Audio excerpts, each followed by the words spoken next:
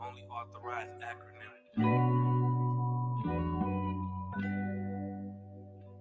Look, Christianity, the home for white supremacists. The real Jews, black. Jesus Christ was a nigga. We scholars in the scriptures. Fuck your false doctrine. I'm a gangster, I can't go to church, they false prophets. I face the east and pray towards the sun. Fuck your peace and I don't need your love. I'm gonna have slaves when the kingdom come. I see my adversaries teaming up, but they ain't ready for war. And if they is, we gon' bring it to them. Thumb through the pages, reading Obadiah. Look, white man the devil, he for sure a liar. Can't trust the snake, Jesus called them vipers. How you love everybody when we the ones dying? I'm bloodthirsty, pray my enemies drop dead. Don't do nothing God say, but won't forgiveness for they sins. Niggas hypocrites, I just want slaughter and revenge. A sword and a crown to give my kids. Home of the truth, you ain't in this house. I was lost in the world, but I get it now. I got niggas sitting down who ain't getting out. You ain't ready for a baby, but don't kill your child. Home of the truth, you ain't in this house. I was lost in the world, but I get it now. I got niggas sitting down who ain't getting out. You ain't ready for a baby, but don't kill your child. And I can never be a Muslim cause they worship rocks. If you don't serve the Most High, then you curse by God. Yahweh by Hashem, Yahweh Shah Barakatah. Kwam Yasha, Lashil the King, thou would die. I got wisdom from the prophets, I ain't without. I'm in the belly of the beast, trying to make it out. I know the truth, so I can't transgress the law. For a long time, was a rebel without a cause. I was called by the Lord. I feel like the poor man when a dog licked his swords. They ain't from my neighborhood, but I own all the stores. A church on every corner and my niggas still destroyed. We living in a time where your murder get recorded. Men of the Lord still prisoners of war. I got a Glock, but brotherhood the real weapon. You practice Kemet at my yacht, but it's still pagan. Home of the truth, you ain't in this house. I was lost in the world, but I get it now. I got niggas sitting down who ain't getting out. You ain't ready for a baby, but don't kill your child. Home of the truth, you ain't in this house. I was lost in the world, but I get it now. I got niggas sitting down who ain't getting out. You ain't ready for a baby, but don't kill your child.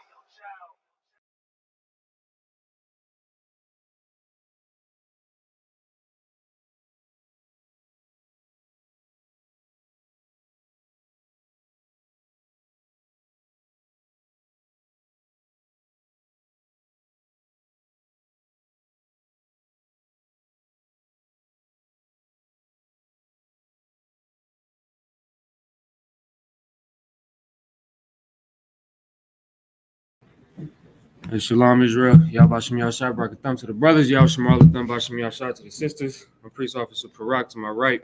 It's Priest Officer Razan. We're holding down the Sabbath service, weekly Sabbath service for the ISUPK out of Arizona.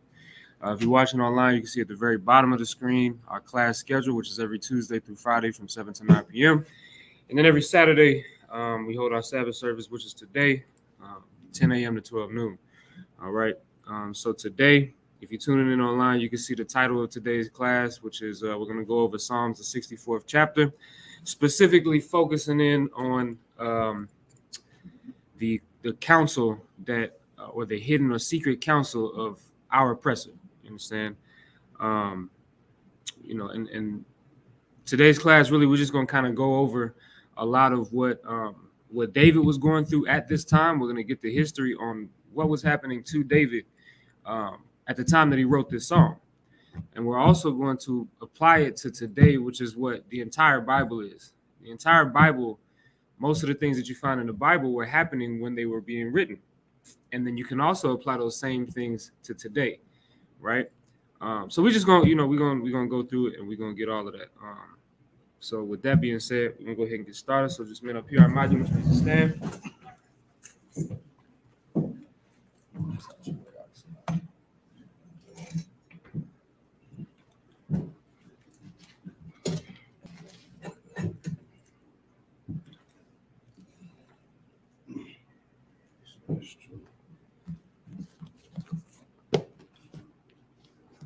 All right, everybody else, I imagine Wapanya Godam, which means to stand and face the east.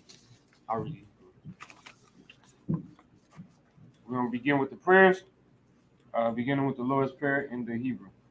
Abanawa, Shabbat Shemayim, Kodash, Hayat, Shamka, Yahweh, Malakaka, Taba'a, Ratazaka, Hayat, Aisha, Ba'arataza, Kawa, Hayat, Bashamayim, Nathanawa, Makam, Call your worm, Wasalak Nawa, Kawabat Nawa, Kasalak Nawa, Kawabati Nawa, Wala'a, Tabaya Nawa, Badasai 1, Abal, Awashai Nawa, Mayan, Raikaya, Laka, Amalakwa, Waha'ala, Wathapara, I will love you. Amen. The Lord's Prayer in English. Our Father, which art in heaven, hallowed be thy name. Yahweh, thy kingdom come. Thy will be done.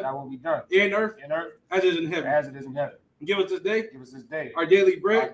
Forgive us our debts. As we forgive our debtors. Lead us not into temptation. Deliver us from evil. For thine is the kingdom. And the power. And the glory. Forever. So be it. We're going to read the Hakat, or the power, in the Hebrew. Yahweh, Bashem Yahushai, Baba Kushah, Nathanawa, Hakat, Larapa'ah, Kal Maka'ala, Wakal Madawa, Hakat Latahar, Hamat Zariah, Hakat Lakwayam, Hamathim, Hakat, Arakawa, Hatama'ala, Lagarshan, Bashem Yahushai, The Hakat power in English. Yahweh. In the name of Yahushua. Please give us the power. The power to heal all manner of sickness. And all manner of disease. The power to cleanse the lepers. The power to raise the dead.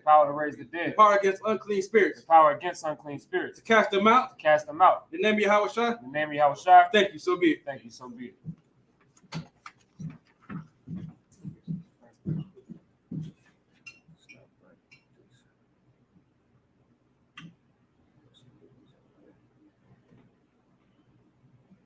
All right, we're going to read Psalms, the 121st chapter, beginning with the Hebrew. Asha'ah, Ayanya, Ahaharyam, Ma'ayan, Yaba'ah, Isaiah, Ma'an, Yahweh. Aisha, Shamayam, Warataza, Ayathan, Lamawat, Regalka, Ayanawam, Shamarka, Hana, La'a, Yanawam, Wala'a, Yayashan, Shalmar, Yasha'ala, Yahweh, Shamarka, Yahweh, Tazalka, Aliyad, Yamyanka, Yawamam, Hashamash, La'a, Yakaka, Wayarak, Walayala, Yahweh, Yashamarka, Makal Rad, Yashamar, Atnapashka, Yahweh, Yashamar, Saza Afka, Waba, Wa'aka, Ma'aitha, Wa'ai, I will know. Psalms 121 in the English. I will lift up my eyes into the hills. From whence cometh my help? My help cometh from Yahweh. Which made heaven and earth. He will not suffer thy foot to be moved. He that keepeth thee will not slumber. Behold, he that keepeth Israel shall neither slumber nor sleep. Yahweh is thy keeper. Yahweh is thy shade upon thy right hand. The sun shall not smite thee by day, nor the moon by night. Yahweh shall preserve thee from all evil. He shall preserve thy soul. Yahweh shall preserve thy going out. And thy coming in. From this time forth. And even forevermore. Psalms the 83rd chapter in the Hebrew. Alahayim, Adama Yalaka, Al Thakara, Wa Al Tashakwat, Al Kayahana, Awa Yabika, Yahamaya 1, Ra'ash, Al Amaka, Ya'ara Yamwa, Sawadak, Wayatha, Ya'itazaw, Al Tazapawanyaka, Amarwa, Lakawa, Wanakakidam, Magalia, Wala'a, Yazakar, Sham Yasha'al, Awada, Kaya, Nawa Aitazaw, Labat, Yakadwa, Alyaka, Barya, Yakarafwa, Ahalya, Adawam, Yashamai Aliyah, Mawa'aba, Wagarya, Gabal, It's like I'm a one. I'm a one. I'm a lot. I'm a lot. Palashat. Palashat. I'm Yeshavi. ISUPK. Tazawar. Tazawar. Gamashawar. Gamashawar. Nalawa. Nalawa. Imam. Imam. Hayawa. Hayawa. Zarawai. Zarawai. Labanya Lawat. Bun Lawat. Salah. Salah. Ashalaham. Ashalaham. Kamagin. Kamagin. Kasaya. Kasaya. Sara'a. Sara'ah. Kayabian. Kayabian. Manakal. Manakal. Kwayashwan. Kayashman. Nashamagu. Mashimagu. Ba'ayan. Ba'ayan. Da'ara. Da'ara. Ayawa. Ayawa. Daman. Daman. La'adama. Adama.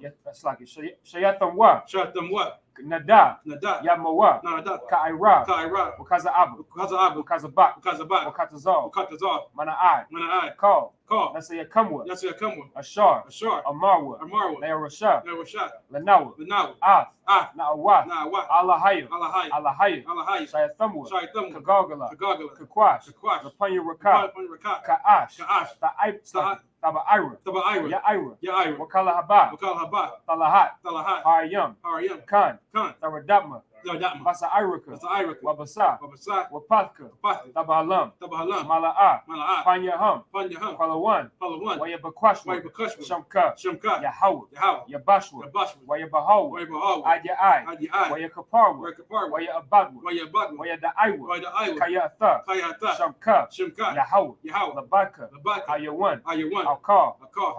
Alright. Psalm 83 in English. Keep not thy silence, O Yahweh. Keep not thy silence, O Yahweh. Hold not thy peace. Hold not thy peace. And be not still, O Yahweh. And be not still, O Yahweh. For lo, thine enemies make a tumult. Thine enemies make a tumult. They that hate thee lift up the head. And they that hate thee have lifted up the head. They have taken crafty counsel against thy people. They have taken crafty counsel against thy people. They consulted against thy hidden ones. And consulted against thy hidden ones. They have said, Come, let us cut them off from being a nation. Let us cut them off from being a nation. That the name of Israel, may be no more remembered. May be no more remembrance. For they have consulted together with one consent. For they have consulted together with one consent. They are confederate against thee. They are confederate against thee. The tabernacles of Edom. The tabernacles of Edom. And the Ishmaelites. And the Ishmaelites. Of Moab. Of Moab. And the Hagarim. And the Hagarim. Gabal. And Ammon. And Ammon. And Amalek.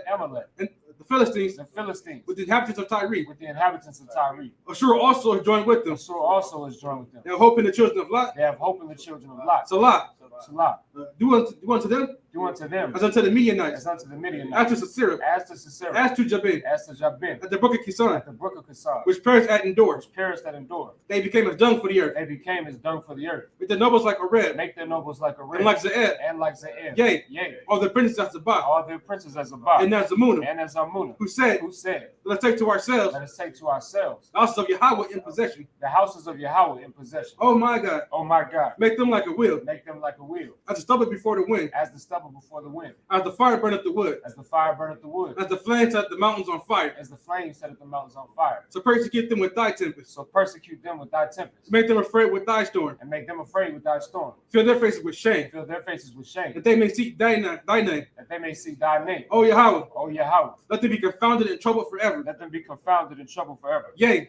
Let them be put to shame and perish. Let them be put to shame and perish. That men may know that thou. And men may know that thou. Whose name alone. Is Yahweh. Art the Most High over all the earth. Art the Most High over all the earth. We're going to read the blessings in the Hebrew. Barakatah Yahweh. Barakatah Yahweh. Wa Yahweh Shai. Wa Yahweh Shai. Wa Mayaka Allah. Wa Mayaka Allah. Wa Alahayim. Wa Alahayim. Matazab Ya'ah. Matazab Ya'ah. Alawap Yahana. Alawap Yahana. Ha'alawapyim. Ha'alawapyim. Hasaranyim. Hasaranyim. Hakwatazayanyim. Hakwatazayanyim. Hakaya Yoyim. Hakaya Yoyim. Wahagwathim. Wahagwathim. Yahweh. Ba'ashem Yahweh Shai. Ba'ashem Yahweh Shai. Tawadaman. Blessing in the English.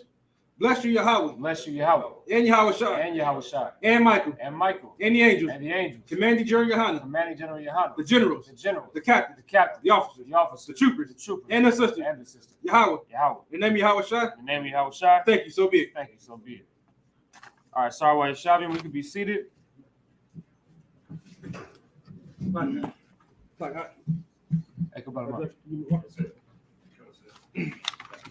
All right, so what we're going to do is we're going to read.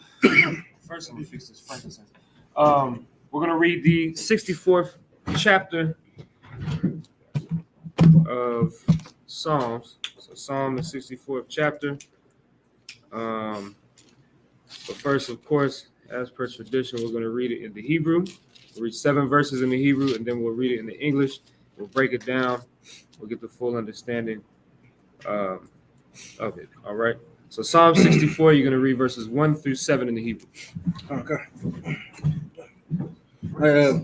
Psalms 64, verse 1 in Hebrew.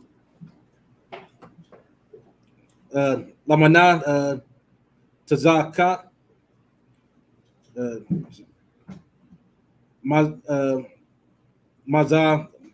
Mazama War La Dawada, verse 2. Shemai Alahayim Kwawayim Basha Yak Wa Miya Mapakat Awa Yab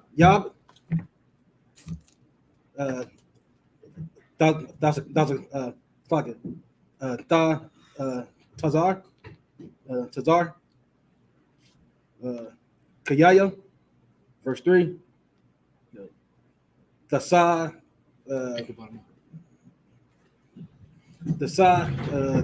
Daya Dasa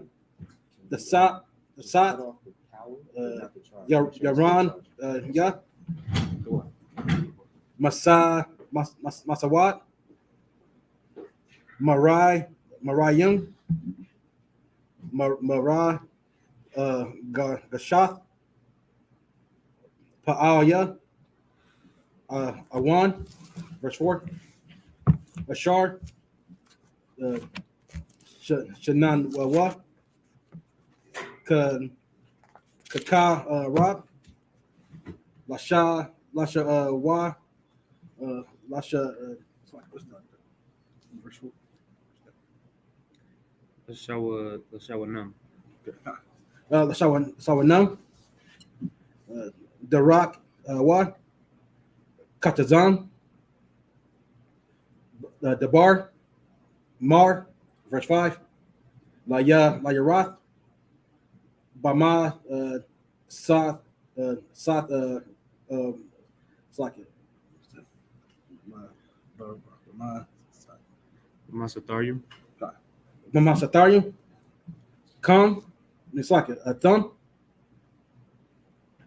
Pata it's like Pata Yara Wa Allah Yaya Ra'awa, verse 6. Yaka Yakazak Wa Lamwa Dabar Rai just a par what Lata Latum Wan Mawa Quash Young Amarwa Maya Yara Ara so Yara Lamwa verse 7. Yaka Pashwa Iwa Ta Awata Awala. It's like the mom Wa Kapash Ma Kapash Wakwa Rab Ayash Walab Amak Yeah. It's like Amak 7 verses. All right. So now what we're going to do, we're going to read those same 7 verses from Psalm 64. We're going to read those into English, and we're going to break it down. All right. Once again, and here's the thing about before we read this, right? I want everybody to get into the mindset of the truth about the Bible, okay? Because the Bible, all of these things that were written, they were never written directly to you. And like Christianity and religion has made the Bible a fairy tale and something that just applies to everybody. You understand? When David was writing what we're about to read, we're going to find out that he wrote a lot of these Psalms, especially the Psalms. You know, Christians love the Psalms. A lot of these Psalms that he wrote he was on the run from King Saul. You understand? Because King Saul wanted his head, wanted to kill him because he was jealous. Because King Saul was a wicked bastard. You understand? So a lot of what we read here, all right, is David basically writing songs about the plight that he was going through. A lot of times when people read this Bible, you go into the book of Isaiah, Ezekiel, and then a lot of the Christians, they're going to like the book of Ephesians or Colossians. Those books were written to a certain people for a certain purpose. And I'm not just talking about the Israelites in general. I'm talking about a specific group of Israelites. You understand? And so when we read this, just understand that David was not necessarily writing these things so that way you could read it and say what you want to say about it. He was writing these things, most of these were a prayer to the Lord. You understand? And so when we read this, just keep that in mind. All right. So we're going to read Psalm 64, and we're going to start at the first verse. Come. Look at Psalms chapter 64, verse 1 in English. Hear my voice, O God. In my prayer, preserve my life from fear of the enemy. From fear of the enemy. Keep going. Come. Verse 2. Hide me from the secret counsel of the wicked. From the what? From the wicked. From the secret counsel of the wicked. That's what David was praying. Now, once again, we're going to take what's being said here, just like I said at the beginning of the Sabbath service. We're going to take what's being said here, and we're going to be able to apply it to ourselves today. You understand? And we're going to do it in a way that's practical, right? Now, David, once again, he was on the run from Saul, and Saul, he was a wicked piece of garbage. And we're going to learn about a man named Doeg. All right. There's a man named Doeg. He was an Edomite, and he tried to get David killed by telling Saul where David was. Right. Yeah. Saul was in, I want to say cahoots. That sounds weird, but I guess you could say that he was in cahoots with a lot of the other nations in his practices. You understand? And that's, of course, you go into the story of Saul, it's ridiculous. He went to go see soothsayers and all types of things. You know what I'm saying? And David is praying to the Most High for protection against these wicked bastards that are trying to have him killed. Okay? So let's keep that in mind, right? Keep going. Okay. From the insurrection of the workers of iniquity. From the insurrection. Like an insurrection is like a wild crowd of evil people that are trying to put somebody to death. Give me Psalms the 83rd chapter. We just read Psalms the 83rd chapter for the prayers, right? But we're going to go into that, and we're going to examine it a little bit further.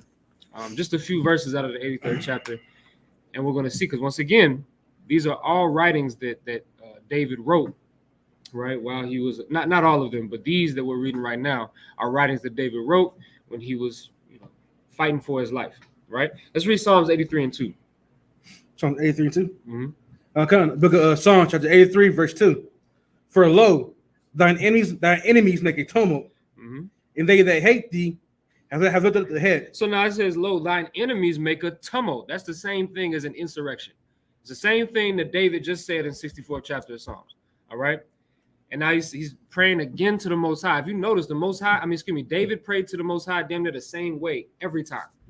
He always prayed for the destruction of his enemies and prayed that he would not be caught up in the snare that his enemies laid out for him. Right. So David, once again, and this is a good to understand the prayer that we pray every Sabbath service, right? In the 83rd chapter of Psalms, it said, thine enemies make a tumult, right? And they that hate thee have lifted up the head. Keep going. Come. Verse 3. They have taken crafty counsel. They have taken what? Crafty counsel. Crafty counsel. You understand? Crafty counsel. Now, this was happening in the time of David. It's happened after that, and it's happening now. You understand? That crafty counsel that you see that David is referring to is the same thing that's happening right now today. I'm going to explain that crafty counsel because remember, in Psalms the 64th chapter, he said what? Hide me from the secret counsel of the wicked. That secret counsel, that crafty counsel is all of the same thing, right? Keep going. Come. They have taken crafty counsel against thy people and consulted against thy hidden ones. Mm-hmm. Verse 4. They have said, come, let us cut them off from being a nation. Now David wrote this in the time of, well, of course, in the time of David, in the time of the kings, in the time of the chronicles, right? He wrote this back then. So who is he talking about? Who could he possibly be talking about? That's why we pray this prayer every Saturday for the Sabbath service, because he's talking about the other nations. Like the other nations, and we're going to read about it. The other nations had, especially with Saul. I mean, goddamn, he hired these other nations to do work for him, and he took on all of their ideologies. And the reason why Saul was the way he was because of the influence of the other nations. And that's what you have today. Today you have our black leaders, the people that are supposed to be, protecting us and looking out for us. They're the ones that are influenced by the other nations of people, by white people. The white people and our oppressor, right? They have, their nature is to be evil. Like that's why the scriptures say what? The wicked are estranged from the womb. Their nature is to be. I was having a conversation about this last night. You being black and Hispanic, you might just think to see the good in everybody because that's kind of how we naturally are. Naturally, because we are naturally a righteous people. Naturally, without the influence of others, you start to look at other people and you might say, well, I see the good in this person, but not everybody is naturally righteous like Israelites. So you might look at it and say, yeah, we all naturally righteous and things like that. But the thing about our oppressor is naturally evil. He's naturally evil. He's naturally unrighteous. And you're going to, if you allow yourself to, you're going to be influenced by him and you're going to do the same thing that Saul did. You understand? He's going to say something? No, sorry, not right now. Okay. Peaceable people, says absolutely. You know what I'm saying? Peaceable. I do what go ahead. You want to say? It's like if I can. Yeah. The way the world looks at it, it's backwards. Yeah. You know what I mean? Like if you like if I can, they did a show on, I think it was on Stars or Showtime, one of those channels, right? Called American Gods. And then the actor, I can't remember his name, he's a black actor. He been in a lot of movies though. But he in the show he played an African god, and he talked with other so-called African gods, right? About the plight of black people.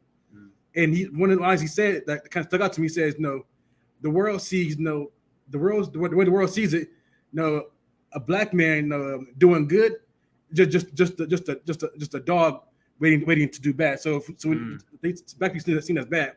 So when he does something good, it's all good. But when he does something bad, that's just his true nature. Right. Versus the way they see white people, like the white man is always just naturally good. But when he does something bad, he just had a bad day. That's heavy that you say that, because the book of Isaiah talks about that. Woe to them that put evil for good and good for evil. It's flipped backwards. Black people are painted as evil and terrible. You understand? And then white people are painted as these holy, righteous people. And that's the narrative. You know what I'm saying? And so just to bring it back to the point, that's the narrative that's being pushed, and we fall for it every time. Every time we fall for it. Even the men that have the greatest power, men that could actually do something, to fix black people. You had men like Saul. Saul was in charge of the nation of Israel. He was the king over the nation of Israel. But he allowed the influence of the other nations, you understand, to make him an evil bastard that no man should trust. You understand? And that's the nature of the other nations. And so when we follow after them, we become like them. And now we can't be trusted. That's why you think, we're going to get into it in just a minute, but you think and look around and see black people, murdering each other at excessive rates. You understand? And you just have to think for a second, where do we get that from? And so, like I said, we'll get that in just a second. We'll break that all the way down. All right. One thing before we do move on, what I will say, and I don't want to get too far off tracks, but I want everybody to understand everything is our oppressor's fault. Everything. I don't care what it is. If a black man beats his wife, it's the white man's fault. You understand? Because where did he learn it from? If a black man is getting high, doing dope, selling dope. Who did he learn that from? Who gave him the dope? You understand? Who gave him that? Where do we find it? Listen, cocaine, I don't know if you guys know anything about this. Cocaine is not made in America. You understand? And it doesn't get here by way of black people, right? Just understand something. Our nature, the nature that we've taken on is not our own. You understand? But we'll get that in just a second. I'm going to show y'all, but let's just keep reading, right?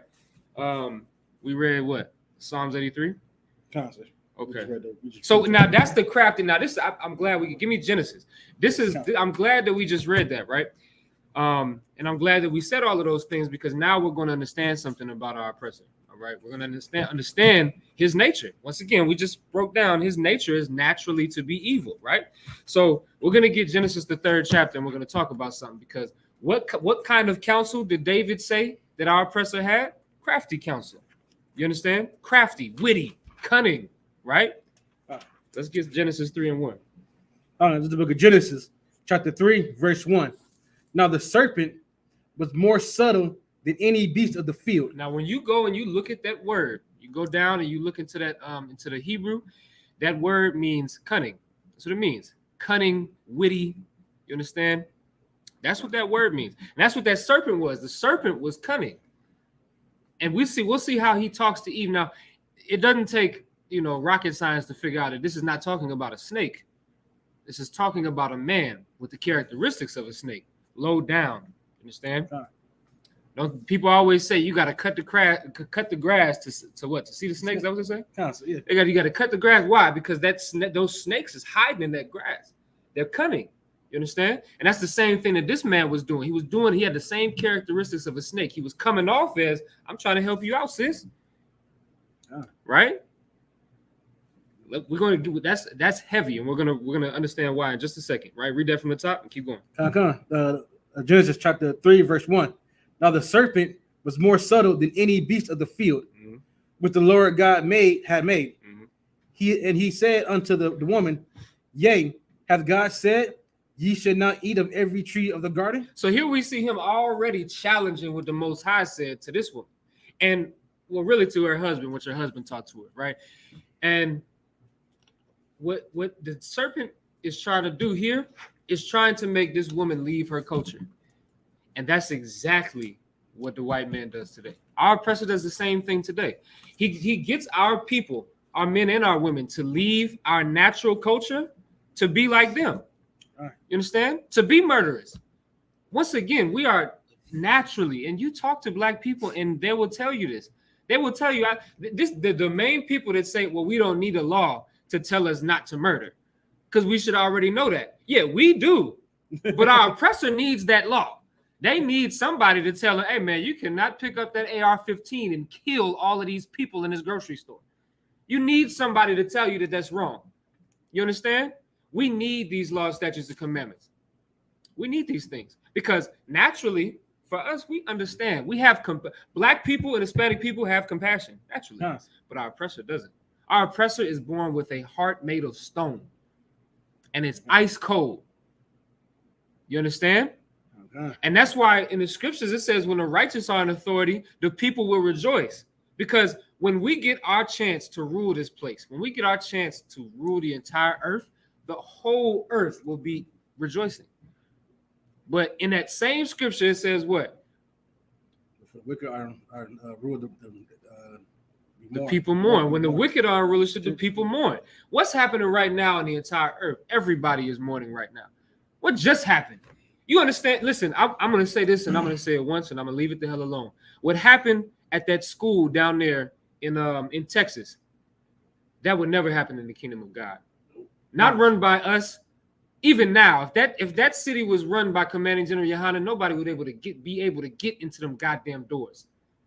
You understand? Why? Because when the righteous are in rulership, the people rejoice. And there would have been one dead person. That would have been that man running in there with that gun, trying to get through that door. He'd have been the only dead one. And them brothers and sisters that lost their children, they would still have their children today. But because the wicked are in rulership, nobody's protecting these kids. You understand? And General Muhammad says something. I'm going to get off of it. But General Muhammad says something that's extremely important for all of us to understand, when it comes to that, and when it comes to any tragedy that our people experience, we got to do better. Us here in the UPK, we got to do better. Meaning, we are the ones that could have done better. We could have reached the people in that town. That man, I believe he was a brother. That man was suffering from some sort of ridiculous trauma. You understand? We should have done better. We could have done something. And so what that should tell you is we have to build the place where people's children don't die. That's what we got to do. We're going to have to build the type of place even before Christ comes. It can happen. We have to build the type of place that people's children do not die. They don't get murdered by men with guns. You understand? That's the type of place that we're going to have to create right now. That's what this is about. You understand? You say something? Like in just like seen Commander Johanna's show on Wednesday when he put out saying that we should have our own gated communities. Yeah. That we like some of these areas that we have right now in the cities, like some of them should be gated off. So that way you can't just come up here and do what you want. That way people are safe in these communities. Nobody's going to be able to just come into that community and go to a school and shoot it up, go to a grocery store and shoot it up. Yeah. Those type of places that we should be building. And one thing that would help, you say something? No, that's one thing that I really want to understand. I want everybody to understand is you should learn this. And remember how I just said earlier, everything is our oppressor's fault. Oh. Even though that was probably a brother that shot all them kids up, that was because of white people. That's what that was. Everything, and I'm telling you this because I know it. Everything is our oppressor's fault. And we're going to find, once again, we're going to keep reading through these scriptures. By the end of the Sabbath service, you're going to understand, damn, anything that a black person does wrong is because the white man taught them how to do it.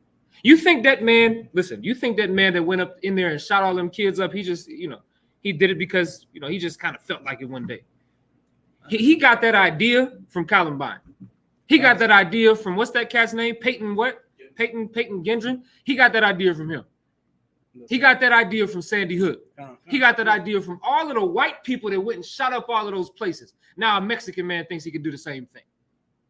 Now, all of them white people that shot up all them places, they still alive. They in prison, yeah, but they still alive. That man goes and does it because he thinks he can do it too, and he gets put to death. Which all of them, I don't give a damn who you are. You deserve to be put to death. You understand?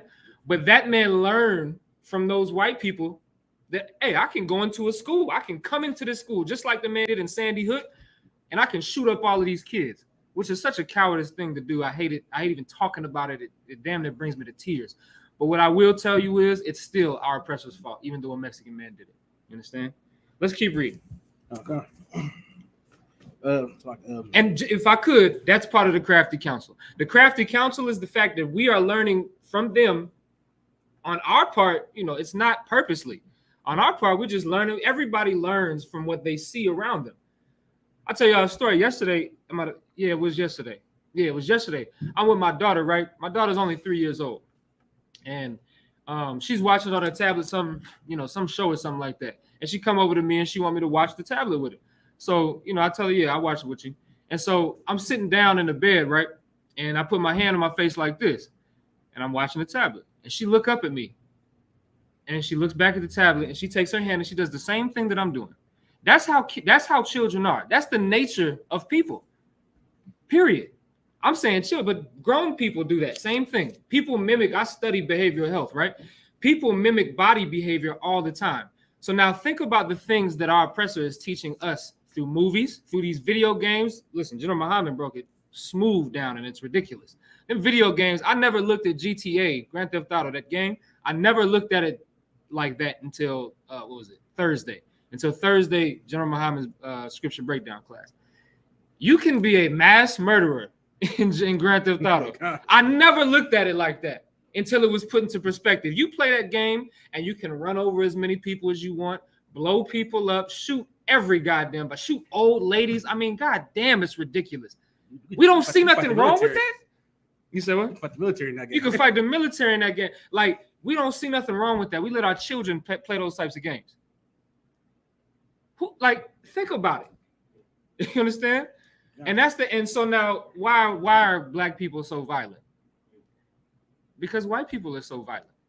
You understand? But like I said, we got so many more scriptures to go into that's going to prove what I'm saying without me having to say anything at all. He's going to say something? I was gonna say, like, you look at these you look at these shows and these movies, you see, the white man tell on himself a lot. Mm-hmm. Not like he can't be at peace with anything. He can't, it's why he can't live forever. There's a show on Netflix, right, called Altered Carbon. It's where basically if you die, you got a backup body to keep living on forever. Right? And because the white man's so evil, he can't just live forever and just let that be that and be at peace with that. Now he has to do even more horrible things to other people to pass his time by, to make himself more entertained. Right. Now I mean, like, just what goes on that show. I'm gonna go into this. It's horrible what goes on in that show. What they do. But it's like I sat there and watched that show and I was like, well, this man can't live forever because he will always just kill, because that's the only enjoyment he finds. Right. Shit. Damn. That's heavy, y'all. No, that was it, sir. You know what I'm saying? Like I said, in the show, like, I'm saying, if you're poor, you're kind of looked at as nothing because you don't have the money to keep switching body to body, like these rich people can. Like I said, that sounds like America to me. That sounds like America. And I was like, this white man cannot be allowed to live forever because he will just keep killing. That's why Isaiah 14:21 says, "Prepare slaughter for his children, for the iniquity of his fathers." Why? So that they do not rise and build cities and inhabit the land. You know what I'm saying? Because the Lord wants these people gone, man. They've been and this is not what I will say is this. It's not a cop out for black people. We have a lot of accountability to take. You understand? Like, we are in this position because we broke our covenant. Can't no white man make us break our covenant. But because of who we are and the way that we are, we have followed them to break our covenant. You understand? So we have to take some blame too, of course. But you still have to remember, and that's what I was going to bring up earlier. The sooner that we can understand that our oppressor is a predator that is constantly looking to kill us, then we can understand how to serve God. You can't understand how to serve God without understanding the same enemy that's taking this crafty counsel against you to stop serving God. You won't know how to serve God because he'll continually make you not serve God. That's it. And that's the hidden counsel. Why is it hidden? It's the hidden counsel because you don't know what the hell you're doing. They tell you abortion is legal. They tell you should abort your babies because why? You can't afford diapers. Diapers are that's the biggest goddamn. Listen. That's the biggest stigma around having babies. Diapers are too expensive. Baby clothes I done had 2 babies in the past 3 years. I done had 2 babies. Diapers ain't that expensive. They're not that expensive. You can if you want to raise a child, you can raise a goddamn child. But our oppressor tells you raising babies, it's the stigma that they put out there. Raising babies is so expensive. So what does a young black girl that gets pregnant somewhere in some inner city, project somewhere think when she hears that and she gets pregnant? I got to get rid of this thing. I don't have the money to support this baby. I can't afford diapers. I can't afford to buy clothes for this baby. That's that whole abortion thing for you to kill your babies. That is designed by somebody that's telling you to do so. Because I'm telling you, diapers ain't that expensive. And what I mean by that is this: they cost some money, but you're bringing a life into this world. If you want that life, if you want that baby, you'll get diapers. You'll have plenty of diapers. You understand? I'll leave that part out. But you'll have plenty of diapers and you'll have plenty of clothes. You'll be all right. Especially if you're in the UPK. If you're in the UPK, you don't ever have to worry about buying diapers if you can't afford them.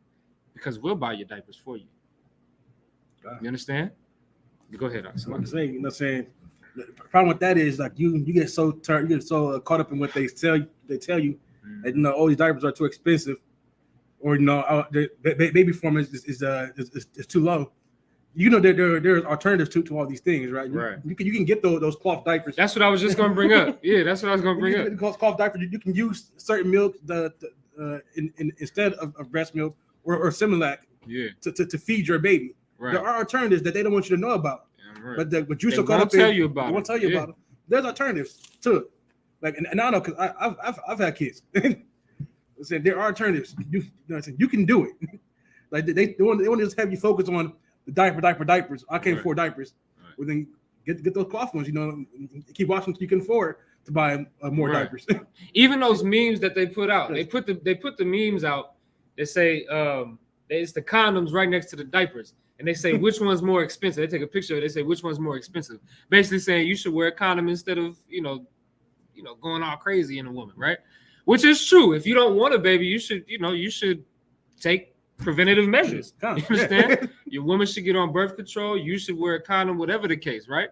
But if you so happen to slip up and get that woman pregnant, just understand this: you're going to be paying for those diapers, and you're going to do it, and it's going to be all right. Because your oppressor is going to tell you it's not going to be all right, and there's a $200 way that you can get out of it by killing that child, right?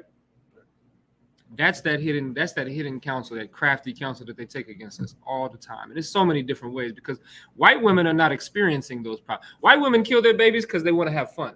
They want to continue having fun. That's why. Black women kill our babies because they think they have to, because our oppressor has made it that way. So when abortion is being, and I forget who I was talking to about the whole Roe v. Wade thing. That whole Roe v. Wade thing is not being overturned for Black women. It's because so many white women are killing their babies because they want to have fun. Yeah. But initially, Planned Parenthood was established by Margaret Sanger to exterminate Black people. And now you see that it's being pushed that Black women shouldn't have children because they're too poor to take care of them. Go figure. Yeah. Go ahead. Like add one thing, like I've seen a lot of Black women also say that, it's because it's because of health reasons. I understand like the body goes through changes during pregnancy. But for a lot of you, majority of you, it's not for health reasons. It's because like the Officer Project just poured out for more white women, it's because they want to keep being whores. Right. for Black women, you feel like you can't support the baby. Right. And then when you get told, well, you just be celibate, you look at us like we're crazy. Right.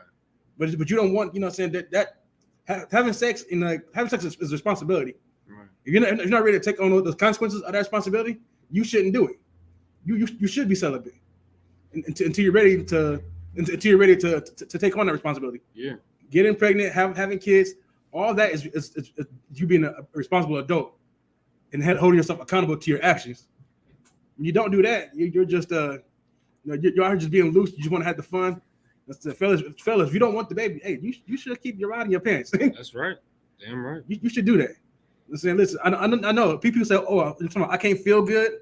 It's like nobody said you can't feel good, but know that pleasure that you feel from that, a baby is made from that pleasure. Right. That's the whole purpose of sex. It's procreation. Yeah. It's to make more people keep the line going. Right. If you can't really accept that and know that, you don't deserve to have a child. You don't deserve to be a parent. You should hang back and let responsible people have sex and give birth to kids. Yeah. If you're not taking the appropriate measures, you should be letting down anybody unless you're ready to spend your life with them. Damn right. Damn right. I'm saying, the Bible tells you, that sex, marriage. So if you're not ready to be with that woman forever, hey, keep your legs closed, keep your rod in your pants, and go about your way.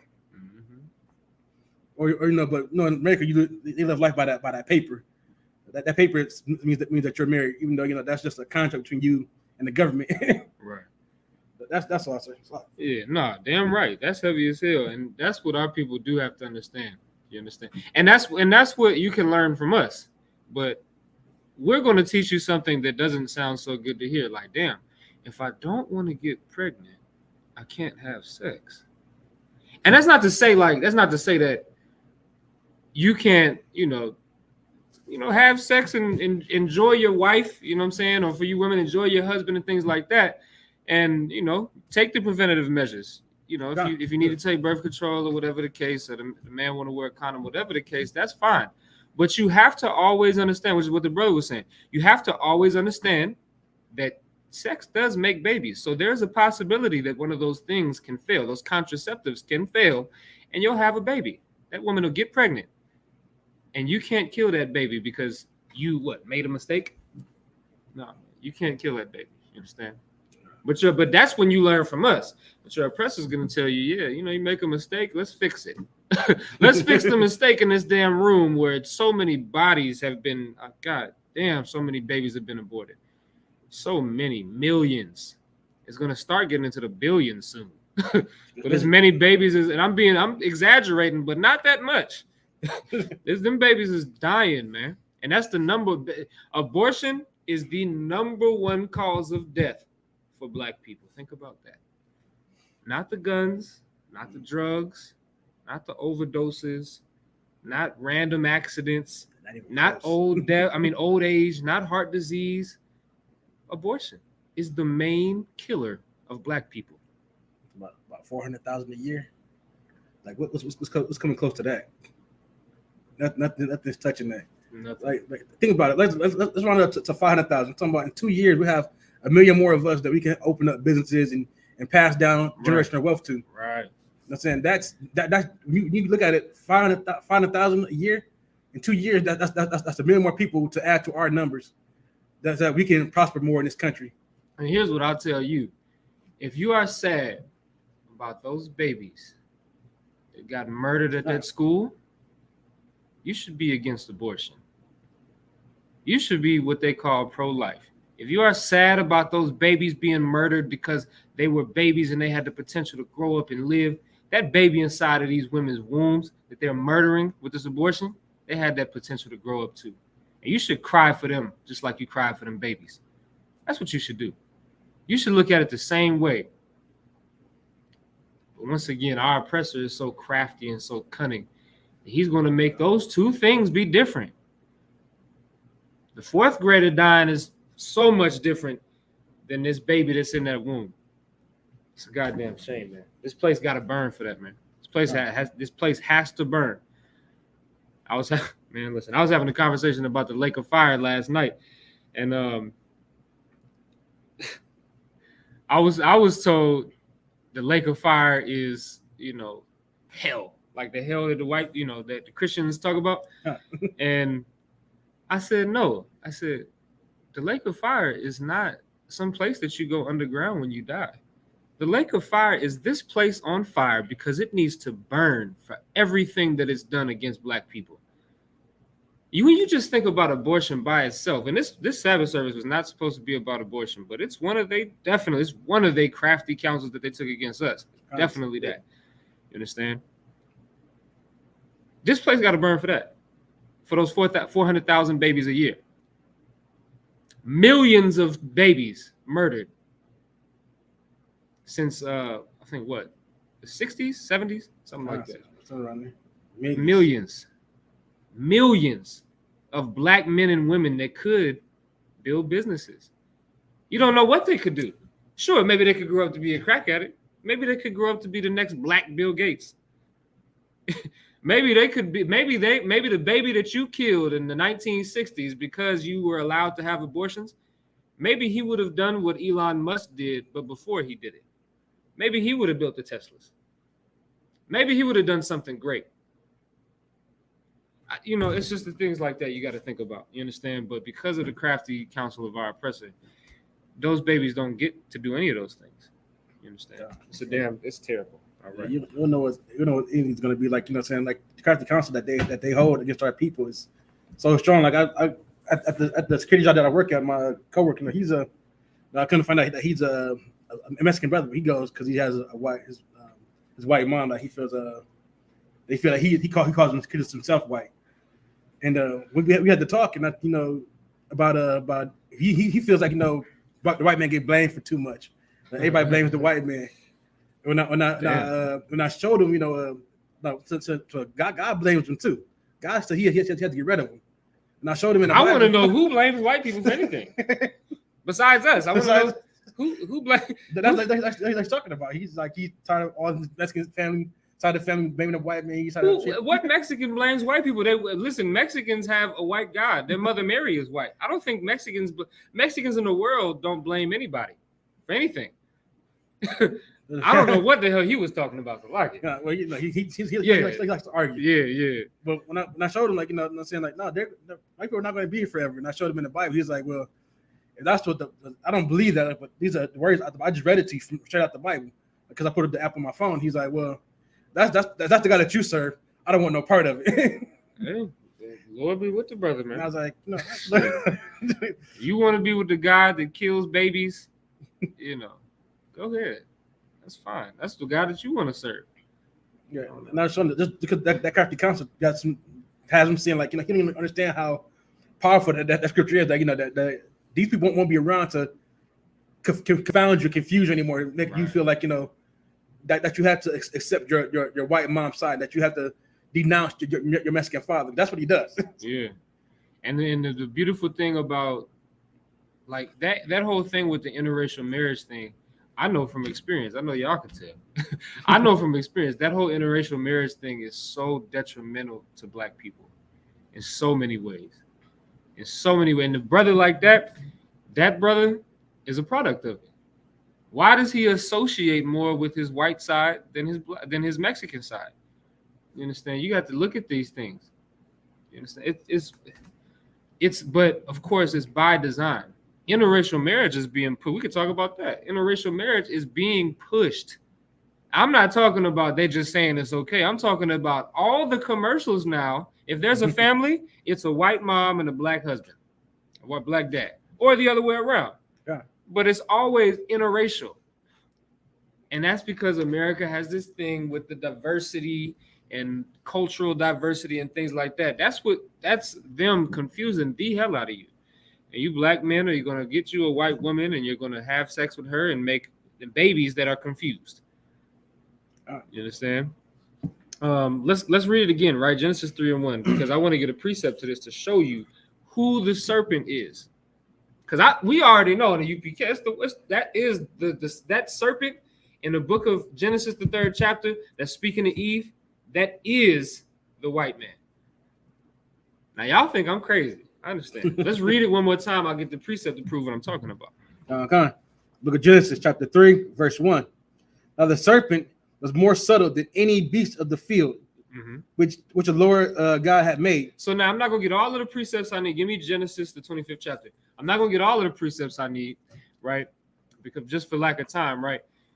The beasts of the field that you find in the Bible, right? You can go into the book of Ezekiel, the 34th chapter. You can read that the beasts of the field are the other nations. So the beasts of the field are not talking about animals. They're talking about people. And this serpent was the most subtle. When you go into the Hebrew, you find out that word means cunning, right? Sly, witty, crafty, right? So that word means cunning. So now this beast, this nation of people, was more crafty, more cunning than the other nations of people. Give me Genesis 25 and 27. The book of Genesis, chapter 25, verse 27. Now, this is after the flood. This is after all of the nations got destroyed. All of the nations got destroyed, and it was just Noah. Noah and his sons, Shem, Ham, and Japheth, which is where all the nations that you see today come from, right? Keep going. 25, verse 27. And the boys grew, and Esau was a cunning hunter. Esau was what? A cunning hunter. Listen, man, that's our oppressor. All right. Our oppressor, when you go into the Bible, we come from Blacks, Hispanics, and Native Americans come from the lineage of Jacob. All right. Jacob's name was changed to Israel. He had 12 sons. Those are the Israelites. Judah, Benjamin, Levi, Issachar, Gad, Zebulun. All of those different 12 tribes, those are Blacks, Hispanics, and Native Americans today. And those are the chosen people of the Most High. But Jacob, or Israel, had a twin brother named Esau. And his twin brother is what you would call the white man today, Esau, right? Esau was what? A cunning hunter. That cunning hunter, that's the same spirit that serpent in that garden had. The same spirit. That cunning, that subtile spirit, it's the same thing. You understand? He's that same cunning serpent, right? Let's go back to Psalms, the 64th chapter. And that's important to understand, right? It's important to understand who that cunning serpent is, so that way you don't get beguiled just like Eve got beguiled. so that you don't get beguiled like Adam got beguiled. And we should be able to do this with just common history in America. We should be able to see what the white man has done to us in the 16, 17, 1800s, 1900s, the 2000s. We should be able to see, I'm saying all of those dates because it's still happening today. We should be able to see from George Floyd. We should be able to see from Philando Castile. We should be able to see from Emmett Till. We should be able to see from the transatlantic slave trade. We should be able to look at those things and we should say, yeah, we shouldn't trust this guy. He's a cunning beast. You should be able to say that, but because we are just like King Saul was, we're going to listen to our oppressor. And we're going to take on the traits of our oppressor. And that's why everything is our oppressor's fault. Because we're learning it from them. Right? Gangsters in America, you got the gangster disciples in Chicago, Latin Kings, Chicago, all these different gangs. You got the Crips and the Bloods in LA, all these different gangs across the entire country. Where did these people learn how to do these things? What did they learn? What nigga knows anything about racketeering? I mean, goddamn, extortion. What nigga knows anything about that? All we know is to wake up in the morning, work, come home, go to bed, have sex with our wife, go home, go to bed. That's it. That's all we know. That's what it when in that scripture that we just read, Genesis 25 and 27, Esau was the cunning hunter. He was the one that was smart at hunting animals. Right? He would go out there and he'd be real sneaky and he'd get around and he'd get them animals and kill them. But then if you read on, it says Jacob was a plain man dwelling in tents. That's because that's what we do, man. We don't want to go out there and kill a whole bunch of people, man. That's not us. It's not our nature to do that. But we learn how to be cunning hunters from our oppressor. So now instead of just white people and the Irish mobs and the what do you call them? Italian mobs and things like that, killing people, committing those types of crimes, we look at them and say, yeah, I want to do that too. And so now then you have your Larry Hoovers, your David Barksdales. You have your what's the dude the dude that made the Crips Tookie Williams. You know, so then that's what that stems from. Is from looking at white people and saying, hey, I want to do that too. Yeah. Everything is our oppressor's fault. Everything, all of it, because we learn from them all of their evil deeds. We say, yeah, I want to do that too. You understand? Look at it. You know what I'm saying? You look at it. The whole gangster thing is recent for us.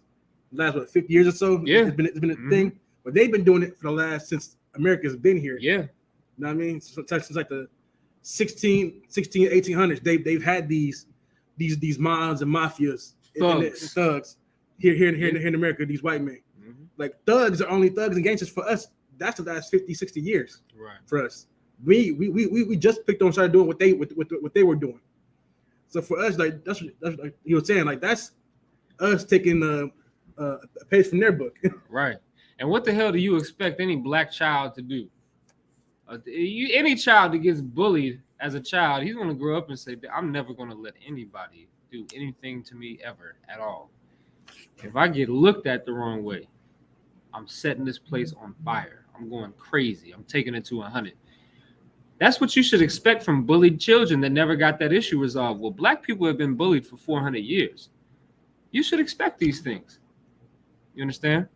But the whole point is to make that narrative that, yeah, we're thugs. That's the whole point. The whole point is to say, yeah, look at them. You ever seen somebody in an argument, right? And you can tell that they're trying to make the other person jump. You can tell that they're doing the things, saying the things to make this person angry so that way they'll get out of character. That's what our oppressor is. He does that so that way he can say, see, they're animals. They're beasts. They're evil. They're thugs. We were right to put them in slavery. Oh my God, with our Mexican brothers, they told us we had to take them as slaves. For our Judite brothers, we had to take them as slaves. Why? They were uncivilized. They needed to learn how to be civil. Our Gadite brothers, our Native American brothers, they were uncivilized. We had to teach them how to be human. So we had to take them as slaves. We was doing them a favor. That's the cunning, disgusting nature of our oppressor. That's what he is. He's cunning in that sense. He'll tell the world, we had to take them in slavery. We had to civilize them. When listen, black people have been the best at sustaining our own selves. We do it right now in America. Right now. We sustain ourselves in America. White man ain't got nothing to do with that. You understand? But let's keep it. You gonna say something? If I can just go more with Captain Council, especially touch back on with the Mexican brother who did the school shooting. You know what I'm saying? One of the problems that came out was that, you know what I'm saying, America tells you that, it's okay to live these alternative lifestyles. Right. But this brother's problem was that he wanted to live that alternative lifestyle, but nobody in the school accept him for it. Yeah. So America makes you believe that if you live a certain lifestyle, you'll be good, you'll be accepted. He found out that majority of people not going to accept that, and because he was bullied for it, and nobody want to hang out with him because that's weird. Don't be around me. He felt the same way. He listened to that Catholic council. He listened to them pushing that agenda on TV. Oh, it's okay to live your alternative lifestyle. It's okay to live. What they say? Your true self, as they put it. But you do that. You're not living your true self, especially if you're Israel. Your true self has been an Israelite and following these law, statutes, and commandments. That's your true self. America have you believing that that you have to listen to that demon inside you, and not go get help after you've been through a traumatic experience. Go through transparent. You should come to the UPK and get counseling. So that's that way you don't end up like that brother who shot up the school. Right. Damn right. That's heavy, y'all. That's heavy. And that's why it goes back to what I said. We have to create that type of world. We got to create the type of world where everybody, every Black or Hispanic child knows that they can come to us. Listen, I'll be the first to tell you that cat that shot up that school, he was molested for sure. 100%. That cat was wearing dresses and all types of things. That cat was molested. And so many Blacks and Hispanics have been molested, sexually abused, physically abused, all different types of trauma. I can tell you that for sure. And a lot of brothers and sisters in the UPK had that same trauma and came in here and got fixed. And we would never go shoot up a school full of kids. And so now that's the type of world that we're going to have to create for these other children. For these other children that are going to grow up to be school shooters because they see white people doing it, we're going to have to tell them, hey, the white man's the devil. Don't do what he does. He's the reason that you got molested. So instead of taking your anger out on these little children, you know what you're going to do? You're going to grow up to be a mighty warrior. You're going to come to camp and you're going to save other little children just like you. So you're going to grow up that way. That's what you're going to do. Let's go back to it, all right? Let's go to Psalms, the 64th chapter again. Get back to where we was. Get verse 3. Okay. Book of Psalms, chapter 64, verse 3. Who whet their tongues like a sword?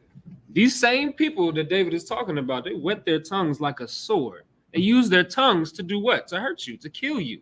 Keep going. Okay. And bend their bows to shoot their arrows, even bitter words. Even what? Bitter words. This ain't talking about physical arrows. This isn't talking about physical swords. This is talking about the words, the things that they say. And this isn't talking about calling you a punk or calling you, names. This is talking about their counsel that they take. Give me Proverbs 12 and 6.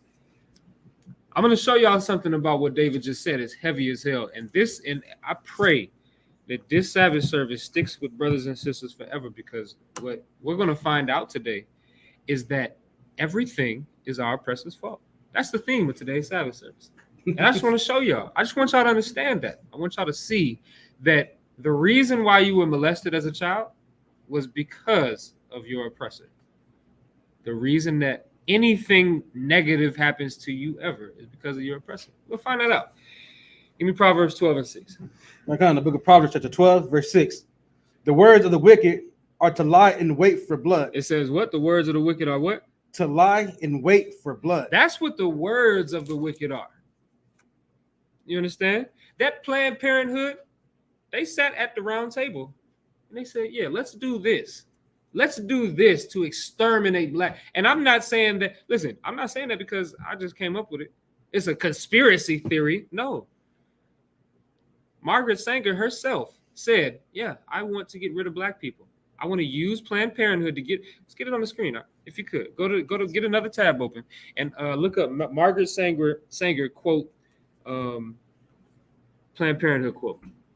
Let's show everybody, because this is what you got to understand. You get abortions today because you think it's just making your life better and easier. But you have to understand the reason why the reason why you can legally have an abortion, it's two reasons. One, because of the extermination of black people. That's what they want, right? But not only that, Roe v. Wade, that was a woman that lied and said that she was raped by multiple black men. And she lied that she was raped so that way she could kill the baby that was inside of her. And she won that case because all white people that are evil win cases all the goddamn time. So that's what you should think about with this whole abortion thing. Not only the abortion, though that was something that was, that was conjured up at the round table, but then you got the redlining. Redlining is something that has put black people in projects. Black people were willing and able to buy homes in the 50s and 60s. You understand? Now, when I say 50s and 60s, for most of us, I'm talking about your parents. Some of us, I'm talking about your grandparents. You understand? Some of us, maybe somebody listening might be you. You understand? And you were not able to purchase those homes, even though you had the money, even though you had the income, but the banks would deny you because you're black. And so all of the good homes that were good to be able to pass down to your children and things like that, all of those good homes got sold to white people. And that's why you got that generational wealth in white society. And that's also why redlining is also why you have generational debt in black society. That's why we all owe money to some goddamn body. Our mothers and our fathers died, our grandparents died, and they don't leave nothing behind to us in their wills besides this debt that carries over to you. This right here. Yeah, yep. Go ahead and go back to StreamYard, and then go ahead and share the screen. It's in the middle right there. Yep, and then just do click that, and then do Chrome tab. Yep, that one right there. And share it. You have to go back to StreamYard and put it. All right, we're gonna put this on the screen for y'all. All right, add it to the stream.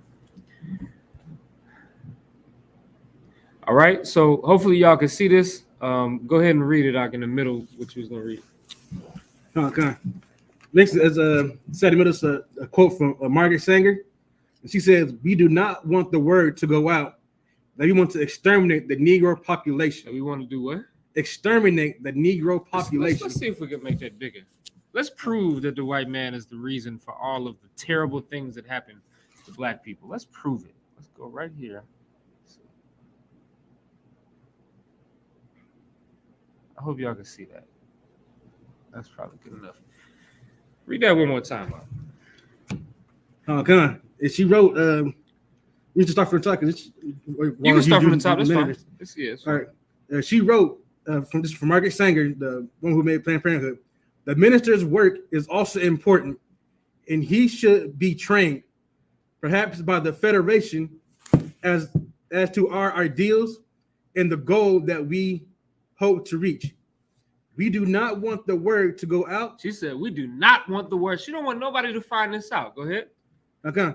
Do not want the word to go out that we want to exterminate the Negro population. She wants to exterminate. Not just, she didn't say I. She said who? We. She said we. She sat at a round table with a bunch of other white devils just like her, and she said we do not want the word to get out. That we want to exterminate the Negro population.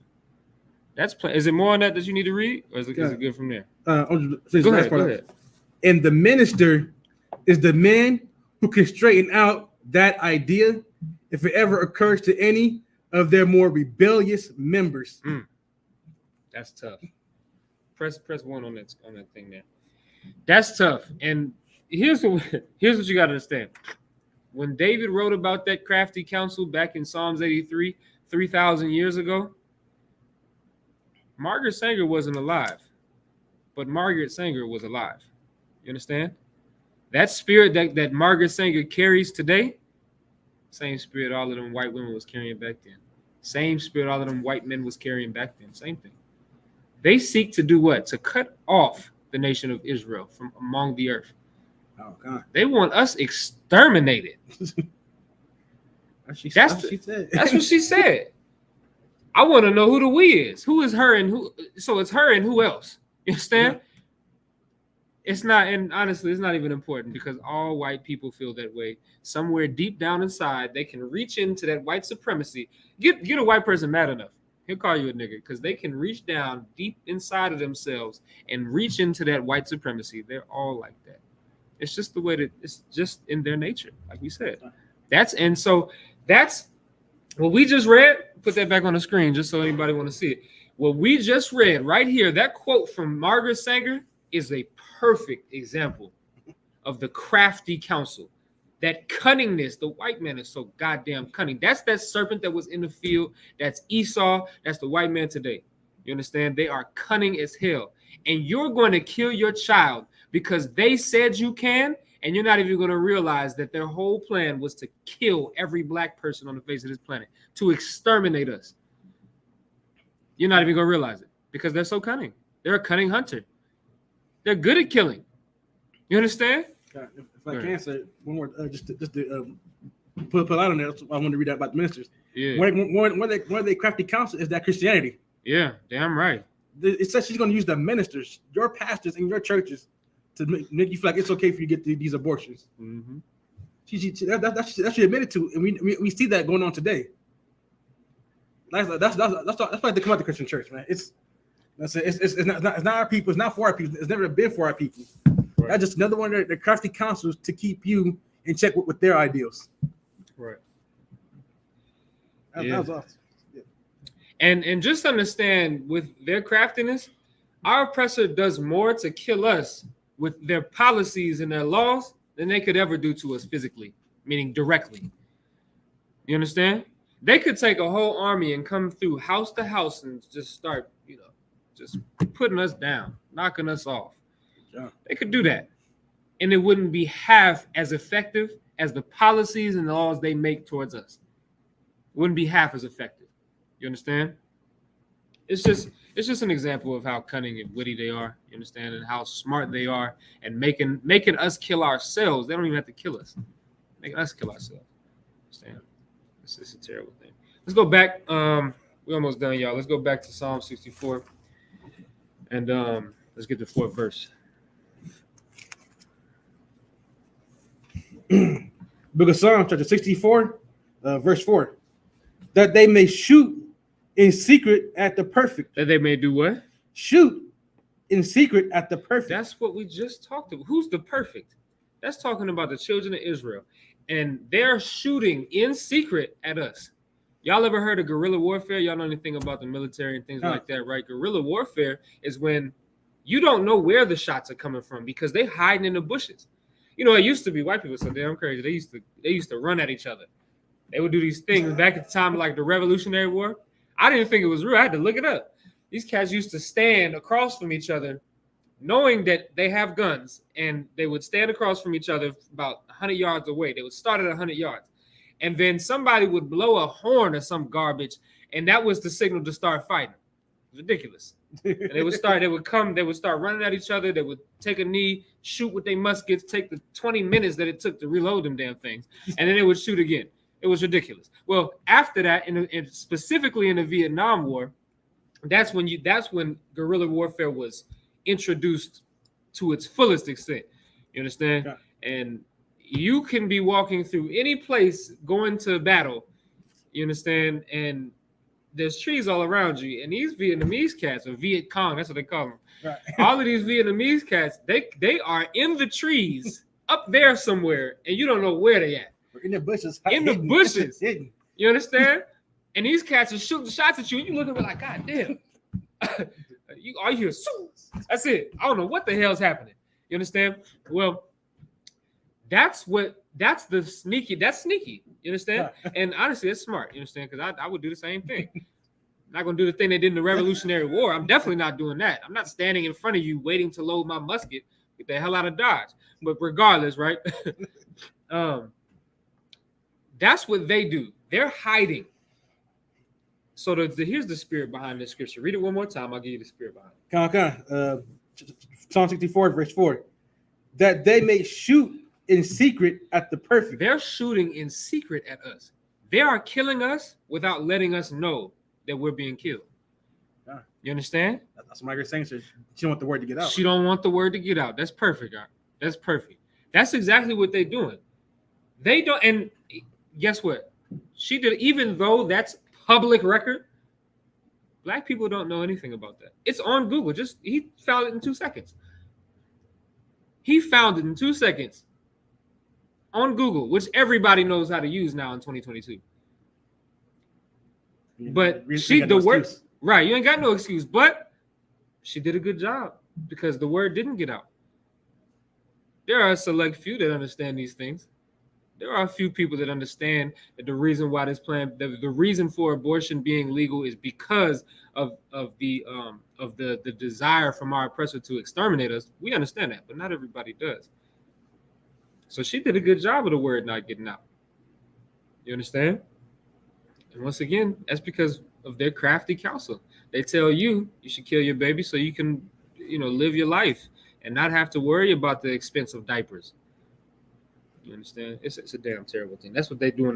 They're shooting in secret at you. You don't even know that you're being shot at and being killed by these people, but they're doing it effectively. One day, if it wasn't for the UPK and if it wasn't for Christ, one day you would look up and you would say, "Damn, where are all the Black people at? Black people have gone damn near extinct." Excuse me.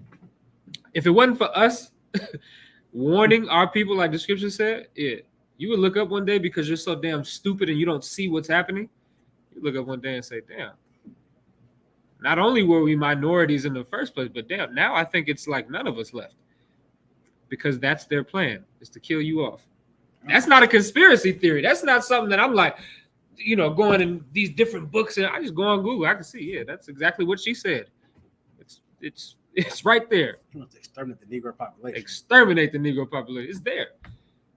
I don't know what to tell you, man. Go ahead if you want to say something. If you just want to support that Planned Parenthood, man.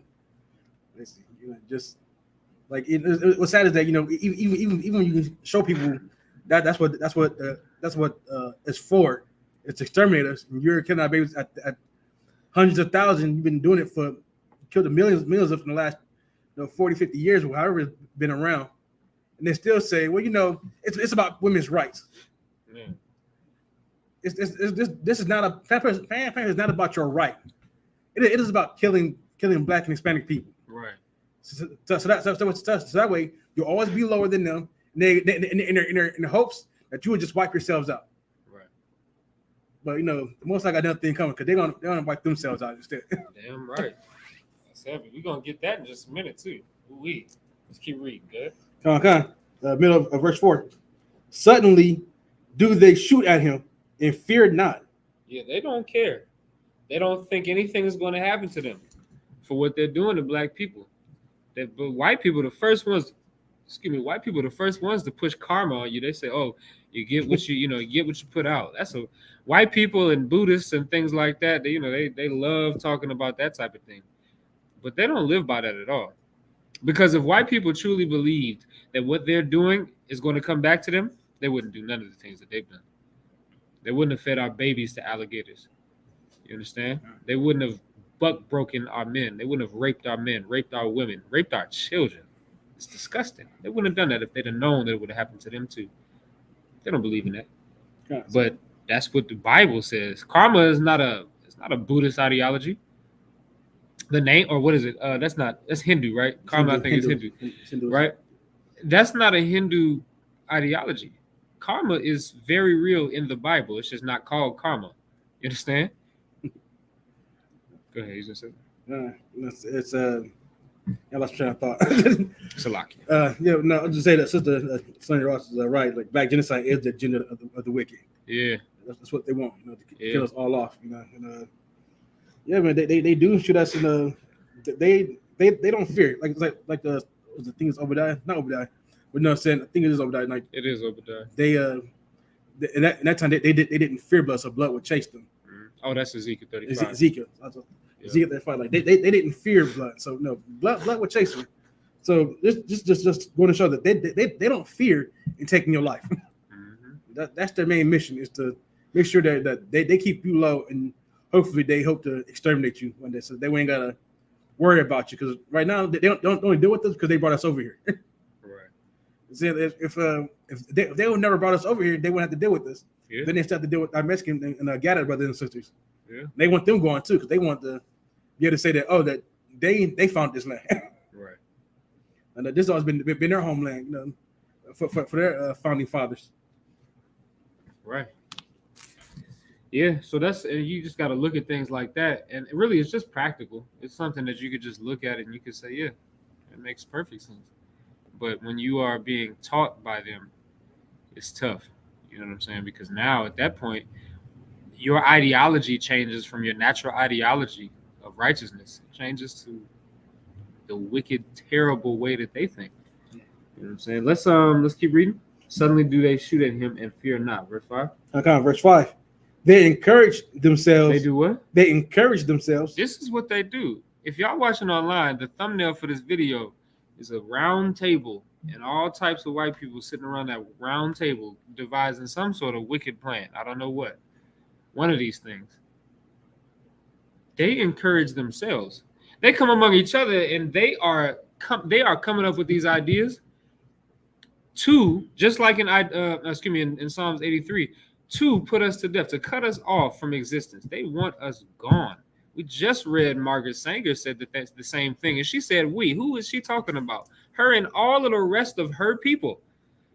They all want, the sister said a heavy thing. You're saying that's their whole agenda, is to cut us off, to kill us. It's not a conspiracy theory. It's true. It'd be a conspiracy theory if I was just up here talking about it and nobody had ever said anything about it. But I'm assuming that, yeah, probably they want to. No, the bitch said it herself. She said it herself. We want to exterminate the Negro race. How many people live and think like her? Peyton Gendron said the same thing. If y'all haven't read that manifesto, find it and read it.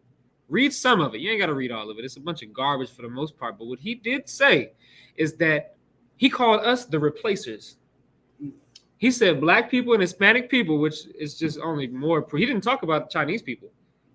Blacks and Hispanics are the replacers, meaning we are overtaking this country because we're having all of these babies. A lot of us are living here and growing, and he don't like that. So he decided we need to be killed. We need to be put to death so that we don't rise, so that we don't continue to fill this country with more black and Hispanic babies. He said it himself. It's not a goddamn conspiracy theory. It's them saying it themselves. They are trying to tell you that they're the devil that the Bible speaks of, and you're not listening to them. It's coming out of the horse's mouth. You should listen to them. You should say, damn, he said I'm the devil the Bible speaks of. He wants me killed. I shouldn't love white people. But you're not going to do that. You know what you're going to do? You're going to go to your Christian pastor. He's going to tell you that all people can be saved. He's going to tell you to love thy neighbor. And you're going to just continue to be killed. That thing that happened at that grocery store is going to happen a million more times. That thing that happened at that church when that man came, Dylan Storm came and killed that damn all them people in that church, it's going to happen a million more times. You know why? Because you love white people. That's why. Go ahead. If I can. What he don't even understand is that his people are the real replacers. These people have historically been the replacers. Everywhere they go, they take on that identity. Get that a hand. Get that a hand. That's heavy. That's heavy. They came over here like they say America is their land. Right. But they replaced the natives of this land. Yeah. They don't want to get mad that they're trying to come back from that because you don't be replaced. Right. That's another the devil the Bible speaks of. Man. Right. They're talking about being replaced.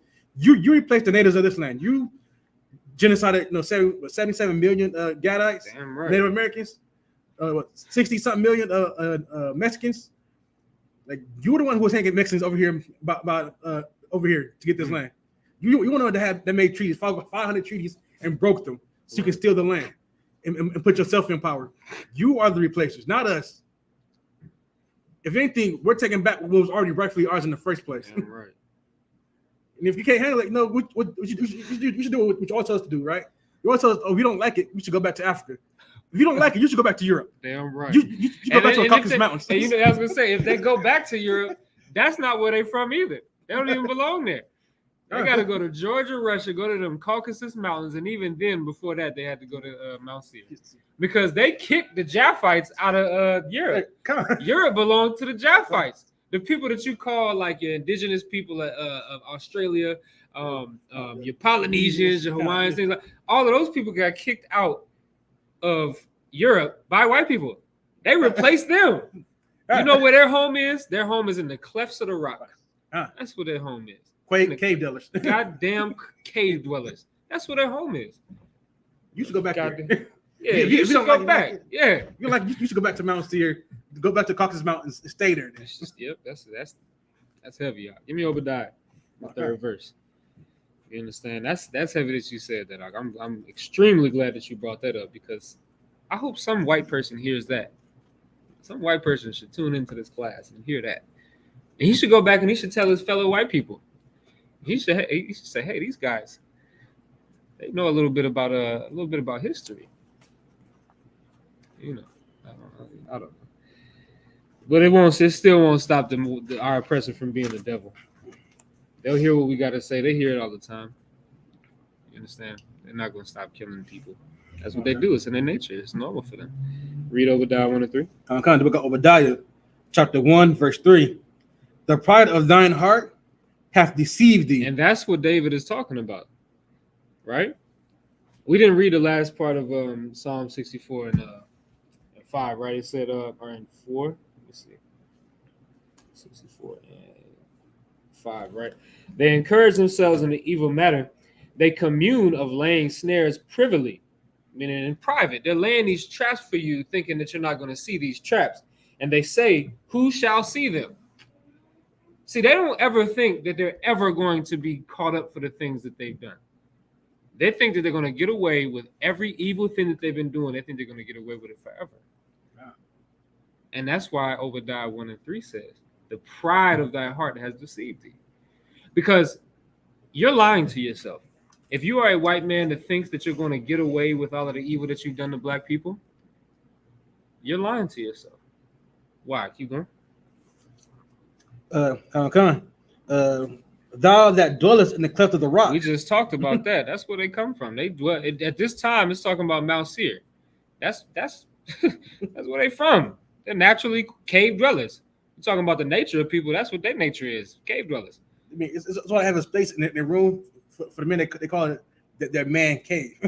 Damn, that's heavy. God damn, they gotta be in that cave, don't they? God damn. You understand? But that's their nature, to be in the clefts of the rock, right? Go ahead. Whose habitation is high. Whose habitation is high. You're in the cleft of the rock, so you up here. And that's spiritual. Okay? That you gotta understand that. That's spiritual. Why? Because their habitation is high, meaning they're looking down on everybody else. And that's our oppressor. They are looking that, excuse me, allergies got me jammed up today. Right? But they're looking down on everybody else. They think they're better than everybody else. Okay. That's why they tell you to go back to your country. They don't want to go back to their country. They want you to go back to your country because you're upset about something.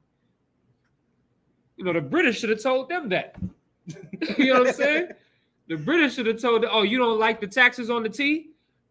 Oh, well, go back to your own country then. That's what the British should have told them. But the British are white people too, so they're just as weak as the Americans. You understand? That's the whole point. That's their pride has deceived them. They think they can get away with this thing. The problem is they can't. Go ahead. Most I say, their sins have reached up into heaven. Reached up to heaven. Nobody, listen, I don't give a damn how evil you say black people. Even these damn Christian Israelites that read this Bible and say, yeah, we Israelites and we got a lot to make up for because we did so many terrible things. You're right. We did a lot of terrible things. But what they'll say, we shouldn't be blaming the white man for nothing because we did this to ourselves. Whose sins reached up to heaven? Ours or the white man? You understand? Our oppressor, their sins have reached up to heaven because they've done far worse than any Israelite ever could, because it's not even in our nature to do some of the things that they've done to us. You understand? It's ridiculous. Just to find what I was going to say. Only it was I seen a lot on TikTok where black women would say that that black men want to be like white men and want to hate homosexuality. But if you look at the culture of white people, it is homosexuality. Yeah. Like who would think that to break a man you had to right. you had to take his manhood, you had to, a butt break him. And how do you think that that's what takes his manhood? I don't understand that. Like, who goes there in their mind? Only an evil bastard like that. You beat a nigga up or something like that. I think that takes his manhood good enough. Beat a nigga up in front of his woman, like, damn. This woman gonna be like, damn, you should have beat his ass. I couldn't. Right? But you think in your mind, the first thing that you think is, yeah, I have to rape this man. It's goddamn evil bastards. That's what I'm saying. That's more crafty counsel where you think that we're trying to be like him because we don't like homosexuality. Like you know it's in black people nature to be against that. Right. That's to be homosexual. That's not even in our nature. Yeah. It's not who we are as a people. That was introduced to us from trauma of being in this country, from our men being butt breaked in front of our women and children. Right. So now you think that that's okay for us to continue doing? It's not. That's almost I call it an abomination. Yeah. Let's get Psalms 52. This is the kicker of this class. I want y'all to pay attention here now. Psalms the 52nd chapter is heavy.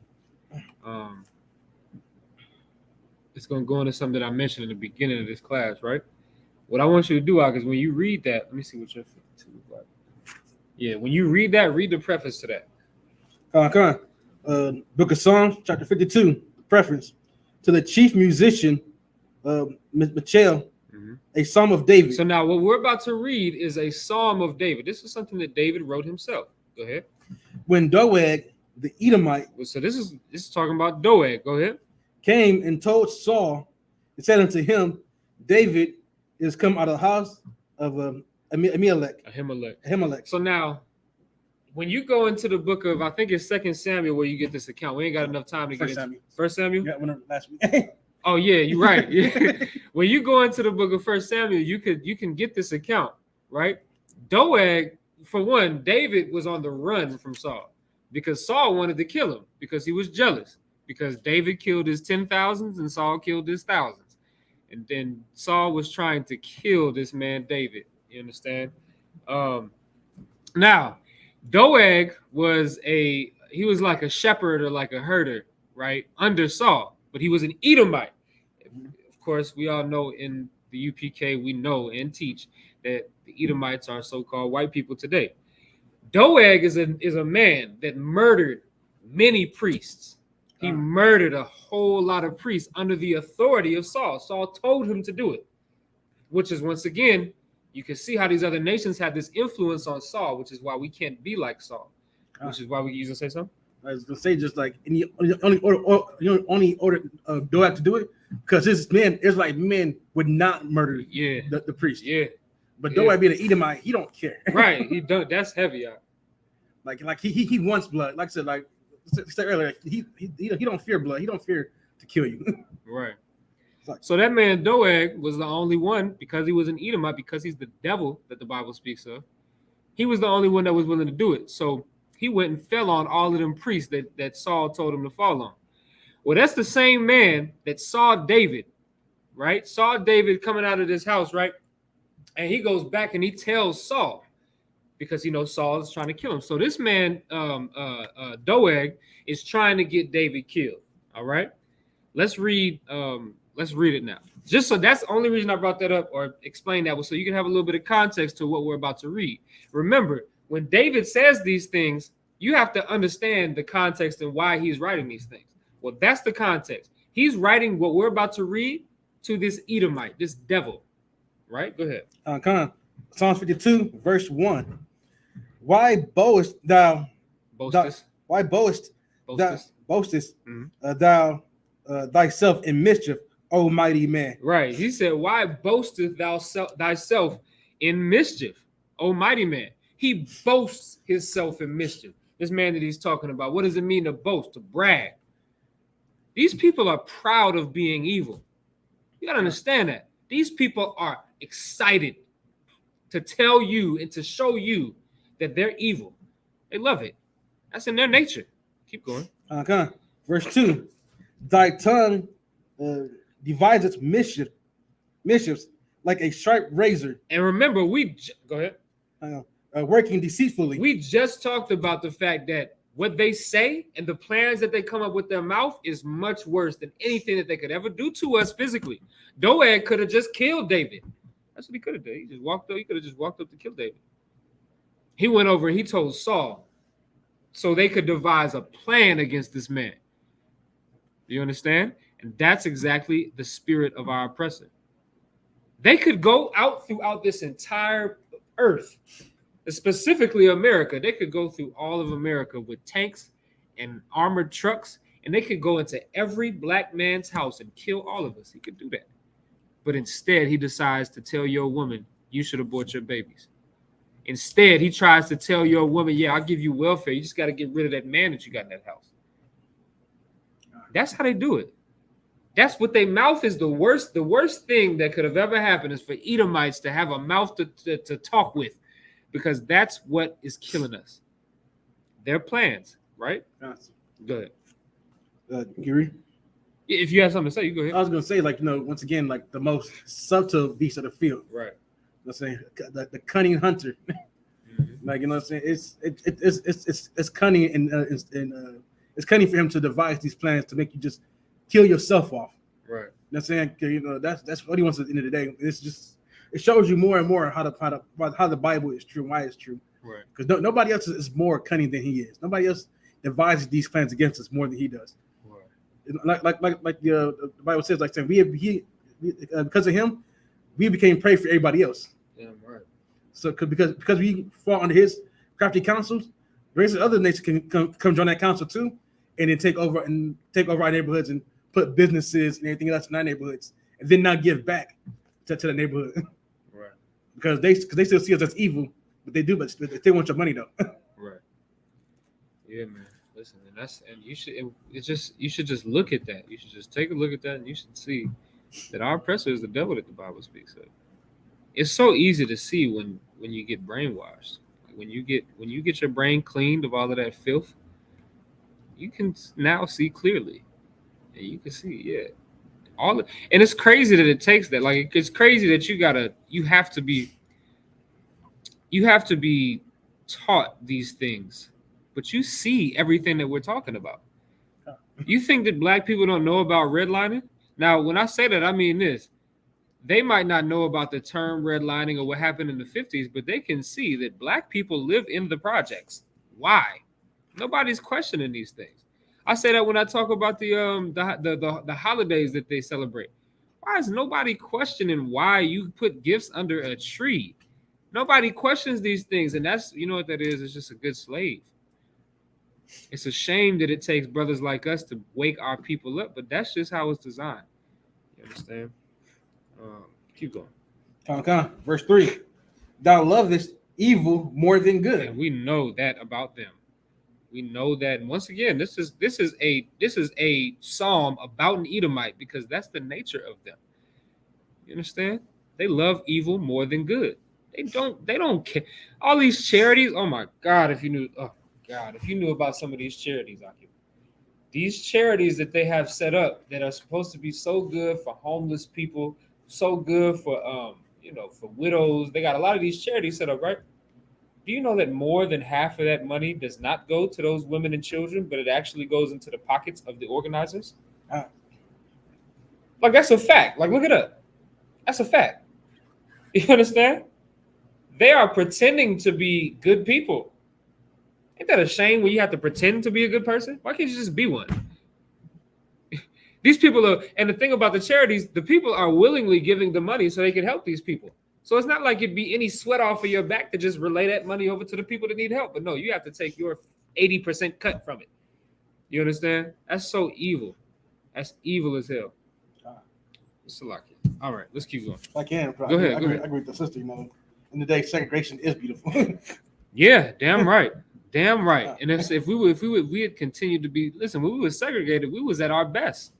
The only time that black people flourished in America was when we were segregated. The only time. That was at the time of Black Wall Street. That was the only time that we've ever flourished in America. Only time, right? And then when, of course, you know, it's too many things to talk about. It's ridiculous. It's ridiculous that we can't see, hey, we had all of these things going for us. We had our own bus systems, our own hospital. God damn. Can you think about a black hospital where our women are not being mistreated? My baby's not dying at a high rate. My sister's not dying at a high rate. Can you imagine that? Well, you don't have to imagine it, because you can open up a history book and a Google search and see that it's real. It was there. But it was only possible when we separated ourselves. Revelation 18:4, come out of her, my people. We separated ourselves from the ideologies of America. We separated ourselves from the people that are killing us. Isn't it only right for us to separate ourselves from our abuser, our murderer, the person that's killing us? It only makes sense. But the problem is we are nonsensical. We don't have any sense. Why? Because we're looking at them and we say, yeah, we want that. I want that. What did Martin Luther King say? He said, I know we got I'm paraphrasing like hell. He said, I know we got our own movie theaters and our own diners. I want to go to the white diner. God damn you, man. God damn you. Why can't you, instead of having that mindset, if you want a mindset of change, how about this mindset of change? White diner looking pretty good. All right, let's go back to this black diner and let's fix it up and make it better than that white diner. Let's do that.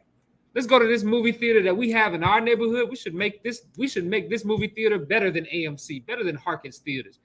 Yeah. That's the mindset that we should have. But you know, with niggas like that, let's say I want to go to the white one. The white man built it up for me so I can come enjoy it too. No, I want to enjoy that, what they got. The white movie theater, they get all the movies first. Yeah. You can't wait. You got patience. Discipline, right? But you just I had to go with white people because you guys see that movie.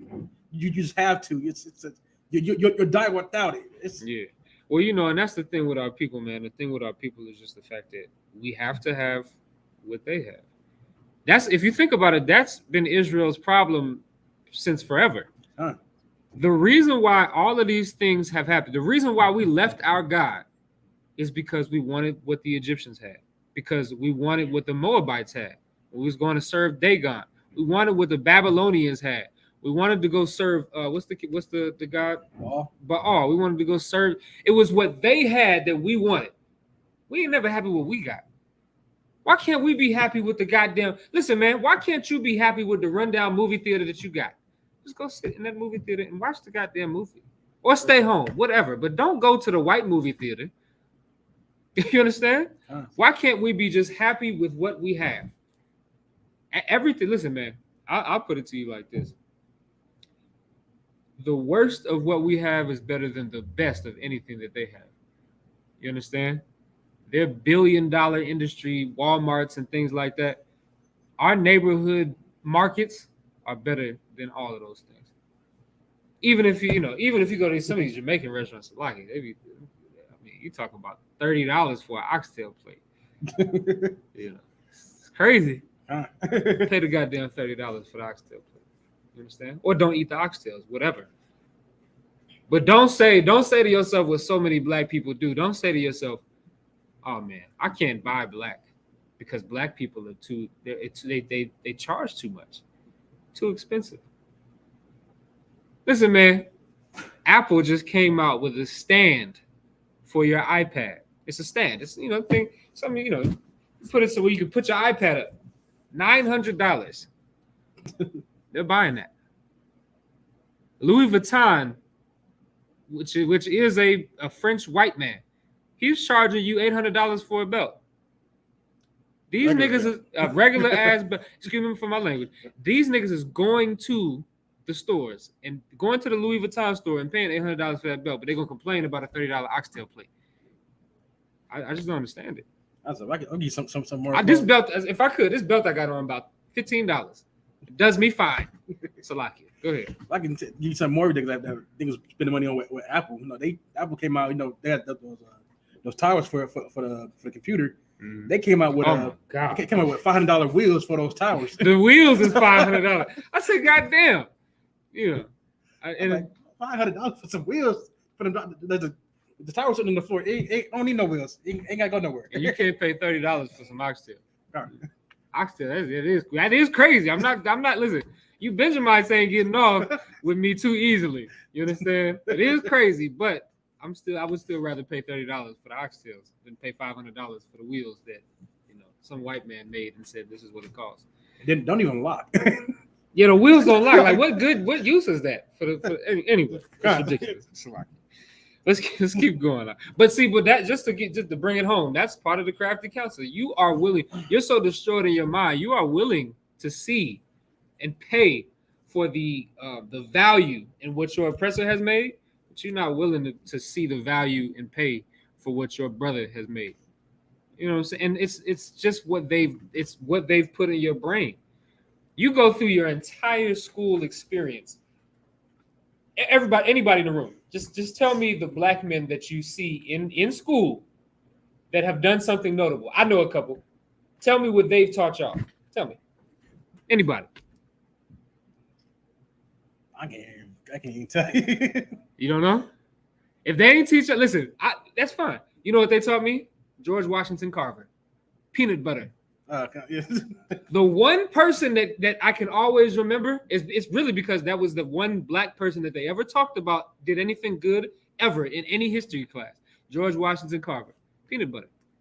So you telling me that all of these people, they talk about Columbus discovering America. They talk about George Washington doing all of these things for America. They talk about all of these things. All of these people are white. All of the great people were white people.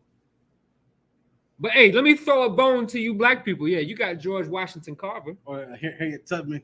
Oh my God! Then they throw you. They might throw you Harriet Tubman. They starting to take that out of a lot of the curriculum now, because they don't want to talk about slavery anymore. You understand? Mm-hmm. So what they tell you is basically they'll talk about you being a slave, and then they might bring up Harriet Tubman and talk about you coming out of slavery and then inventing peanut butter. That's it. That is it. And that's what you are your entire life. That's what you think about yourself. The best I can do, I can stop being a slave. I ain't got to work the cotton field no more. I can come out of the cotton field and I can invent peanut butter.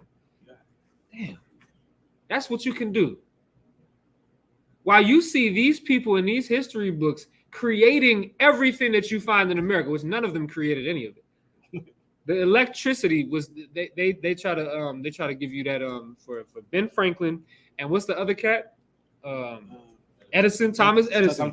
They try to say, yeah, these cats created electricity. The reason why we got this smart board on the screen and Tesla. Yeah, Nikola Tesla and all of these things. Listen, the reason why you have these cell phones and TV is because of these men right here. Not to mention the fact that they stole those ideas from black men. Like, we are the greatest people on the face of this planet, period. But they're going to tell you that you should look up to white people because they're the greatest people. They invented everything. But y'all invented peanut butter, man. You guys are good job. You understand? But my point in bringing that up is that's part of their crafty counsel, because they're not going to tell you how great you are, because they want you to hate yourself. Yeah. You understand? They want you to hate yourself. And that's what we do all the time in America. Go ahead. Just great. Let's put this up there. Please don't go out there and buy that Juneteenth ice cream from Walmart. Don't do that. That's just more crafty counsel. They gave you Negroes out there. They gave you Juneteenth as a federal holiday. Yeah. You guys are so happy about that. Oh, they just finally recognized. We finally got our own day. We get off, but now everybody gets a nice day off and paycheck from that. Like, what did it matter? They made it recognized. You were already celebrating in the first place if you knew about it. But because because they're so crafty, they're like, you know what? Let's just give them this day. Let's say a gift destroys the heart. Yeah. They gave you that Juneteenth holiday to please you, to make you quiet down for a little bit. Like, look, you're being accepted. We're giving you what you want. That's what they do. And they give you that. Then they want to come over with ice cream, like in celebration of that day. Yeah. Once again, that's more just to pacify you, make it seem like you're being heard and they're doing what you want, what they're doing what you want. But it just make you quiet, make you accept the gift, sit down and be quiet somewhere. Right. make you comfortable. Huh. This place is my rest. Paul said this is not your rest.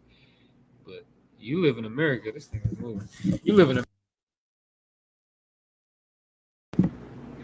in America, and you think that this place is your rest. You can relax here. You can sit down, and these people love me. They give me my own ice cream. You niggas are so damn simple, and it's ridiculous.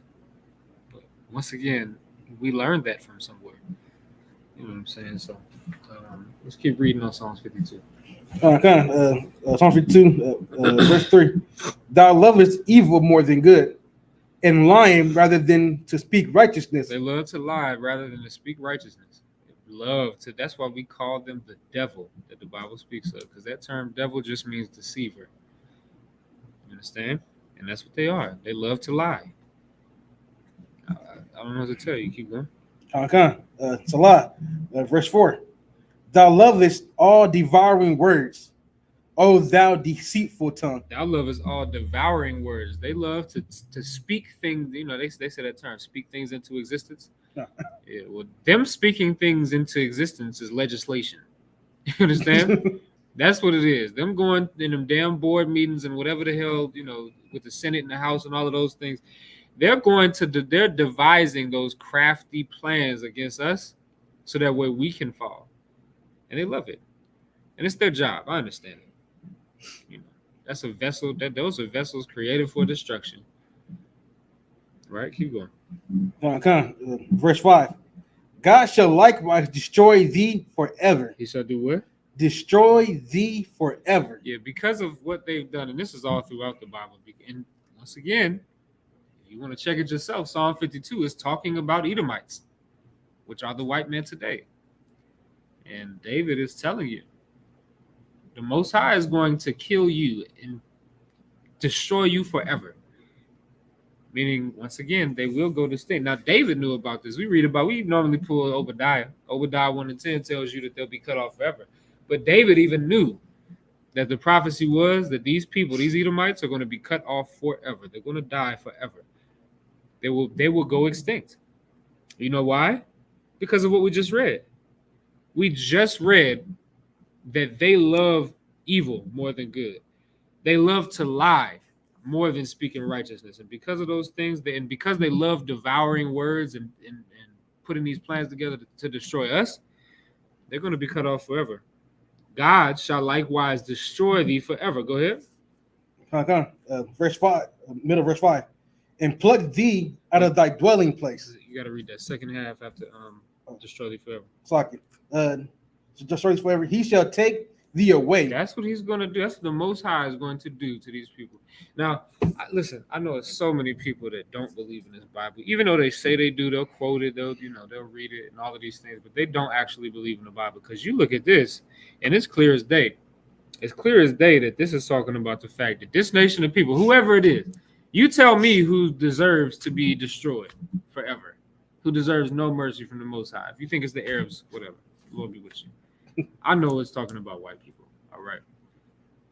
You read this, you cannot tell me that everybody can be saved.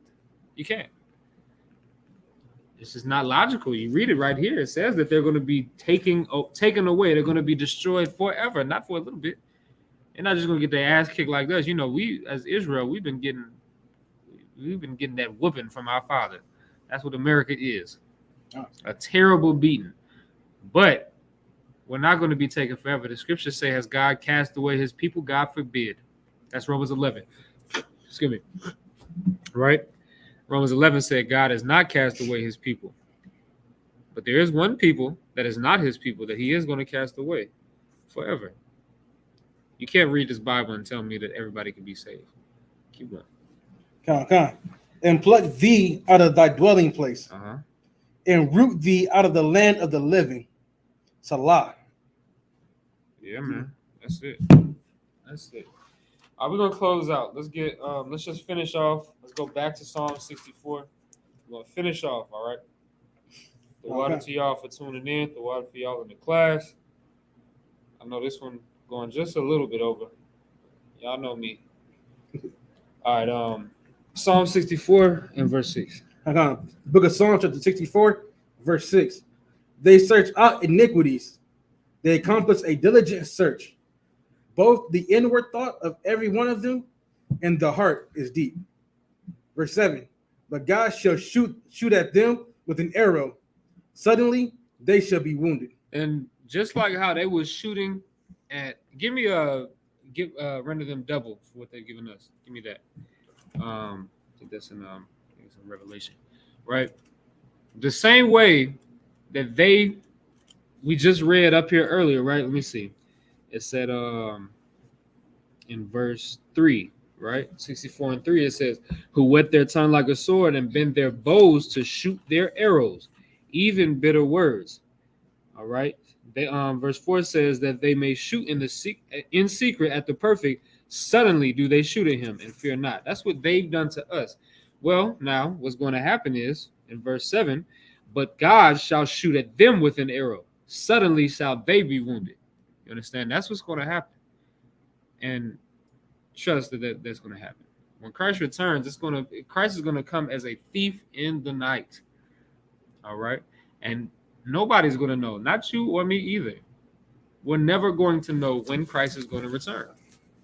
And so because that's the case, if you are unrighteous, if you are a filthy, wicked bastard like all Edomites are, it's going to come to you as a surprise when Christ is at your doorstep and he's there to kill you, put you to death.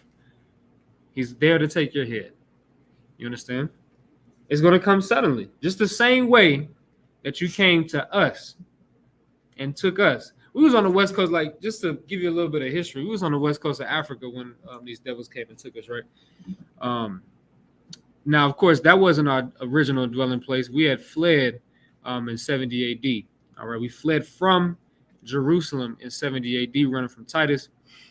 And we had scattered all throughout the earth. A large majority of us, especially the southern tribes, had came to the west coast of Africa. All right, and on that west coast of Africa, we were around a lot of Africans, like real Hamites, right? And there was a clear distinction between us, and they knew the distinction. We knew the distinction. A lot of us still, mostly knew who we were, right? And what ended up happening, there was a deal that was made between the so-called Jewish and the so-called Americans and the so-called Africans or West Africans that were in that place at that time. And that was part of that crafty council that we're talking about, because they devised the plan to come and get us, okay? Because Israelites were different than the rest of the Africans over there. The Africans made a deal with the Jewish and with the Americans to sell us to the Americans, all right? And that's how we ended up over here, all right? When it was at the beginning of the now I won't say at the beginning of the transatlantic slave trade from West Africa, because the transatlantic slave trade started before us being taken from the west coast of Africa, right? It started with the Native Americans, right? But at the beginning of when we were getting taken, or the Judites, Benjamites, Levites, the southern tribes were getting taken from the west coast of Africa, that was sudden, meaning our oppressor came over here, hopped off them boats and rounded us up. Just simple like that, right? And that was sudden. We didn't expect it. We didn't know what was coming. Well, the Most High is going to do the same thing to them. It's going to be like that. You understand? And the Most High is going to send Christ down here. And these people are going to get destroyed for what they did. And it's going to be sudden like that. Just the same way that we were in the west coast of Africa, we didn't know what was going on. Why am I being taken on this ship? We fighting. They make it look. Y'all ever watch that show Roots? I ain't seen such a movie. It's a movie. It's a movie. It's like a 7-part though. It's like 7 parts to it or something like that. 6 parts. Yeah. I call it a show because that's But because back in the 70s, I think it was like a show that came on, or like whatever the case, right? They make it seem like the white man just came over and it was like, all right, guys, come with me. And we was dumb Africans, right? So we was like, yeah, let's just go over there. But you can see a lot of accounts of us fighting. Like there was a damn near a war. We was fighting them, and you could find accounts of us fighting the Africans because we knew that they had sold us out to these white people, right? Point being, I just wanted to give you all a little bit of that history, right? But the point being is the same way that they suddenly came and took us, is the same way that the Most High is going to send Christ, and suddenly, like a thief in the night, these cats are going to get put to death for what they did to us. All right. What have you pulled? Go into it. Yeah, do that. Yep. You started 5 when you go. Wherever it's at. Book of Revelation, chapter 18, verse 6. Reward her even as she rewarded you. So that's what it's saying. So now, just like the Most High rewards, he's saying right here, David is saying right here that the Most High is going to reward these heathens the same way that they rewarded us. They shot us with the arrow suddenly. The Most High is going to shoot them with the arrow suddenly. Go ahead. And double unto her double according to her works. But the difference is we are going to double what they've done to us. You understand? And not the unrighteous thing, not the rape. That's a disclaimer that I always give. We're not having sex with your women. We don't want them. You understand? And we're definitely not doing a lot of the disgusting things that y'all did to our men. We're not doing any of those things, right? But the slavery, yeah, you will have to repay that slavery double. Just in America alone, we was in slavery for 400 years. For the American captivity, you got to serve 800. You understand? That's what the Bible says. Even if you read another scripture in the book of in the book of Revelation, the 13th chapter, 10th verse says that those that lead into captivity must be led into captivity. Meaning you have to suffer the same punishment that you put us through. All right, that's as simple as it gets. All right, go ahead. In the cup which she had filled to her double. Right, the cup that she had filled to us is what? Death, destruction.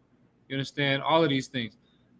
That's the cup that we're going to have to fill for them, but we're going to have to give them a double-sized cup. You understand? Meaning we're going to have to render unto them double. So all of the death and the destruction that they put on us, we're going to have to give them double that, right? Let's get the last of Psalm 64. We'll close it out. I know I got y'all a little bit late today. The water y'all for, you know what I'm saying, for hanging in there with me. Let's finish this out. Psalm 64 and 8.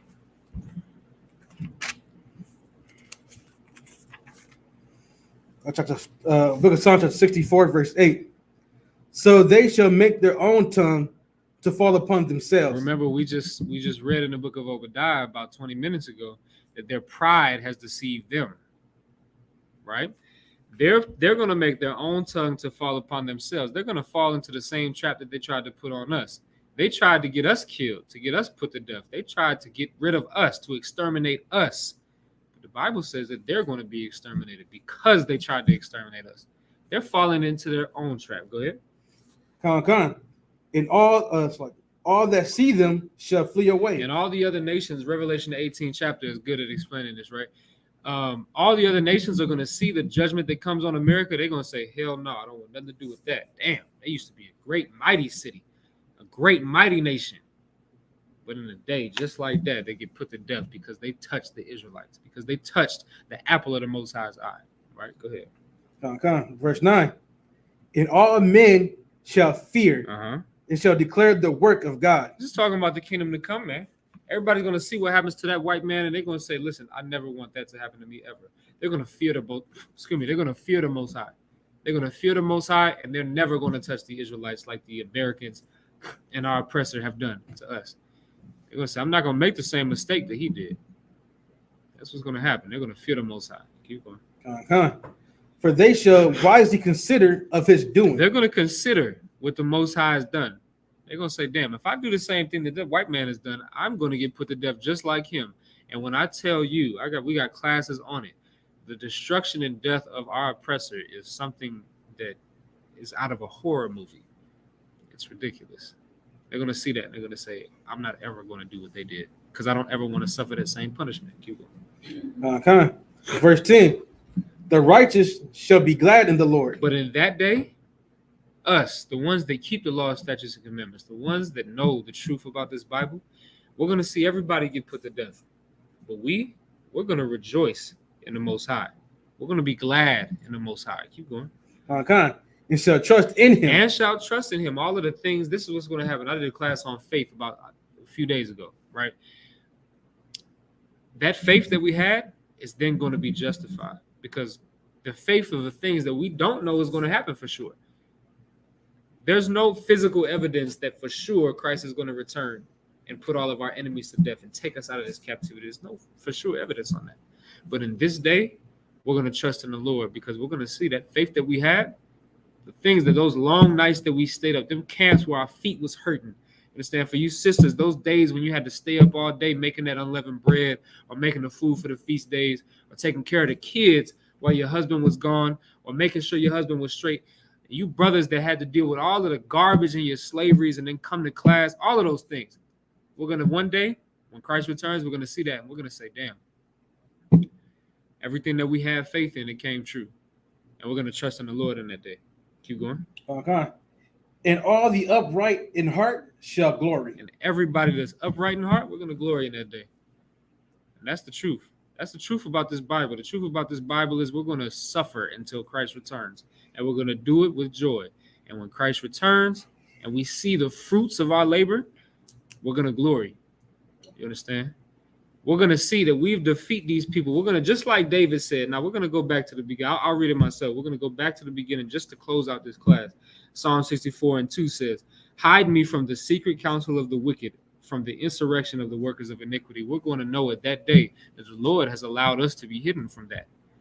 That we had that crafty counsel that our oppressor has put together against us, we've escaped it. That's a beautiful thing. That's a beautiful thing because now guess what? Now our children get to be raised in the type of world, at least in our homes and under our authority, where that crafty counsel has no bearing on them. Everybody else is going to be, I want to say the word. Everybody else is going to be gay. Everybody else is going to be a homosexual. Everybody else is going to be a murderer. Everybody else is going to be getting high. And our sons and our daughters are going to be righteous princes and princesses of the power. Okay. That's a beautiful thing. You gonna say something? I said, no, I'm good. So what?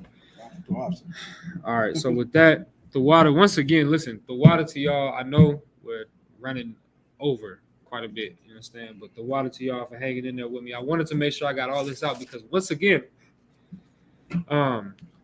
this is important. This is extremely important in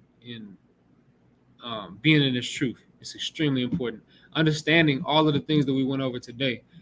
And just understand that the last thing that we read, right, in especially in the book of Revelation, right? Excuse me, not in the book of Revelation, in the book of Psalms, right? The last thing that we read, the last thing that we talked about was the fact that we can escape the terror of this place. And in doing that, we can save all of the Blacks, Hispanics, and Native Americans that we can. And that is important. We can stop the next brother that has enough hate in his heart to go shoot up a school. We can stop that from happening. We can tell him that our oppressor is the devil that the Bible speaks of, and he should never do anything like he does. And he'll never go shoot up them schools. We can stop those things from happening. And it's our job to. You understand? So that's really the point. All right. So with that being said, we're gonna go ahead and close out. So everybody, I mind you, which means to stand. Wapanyagodam, which means to face the east. All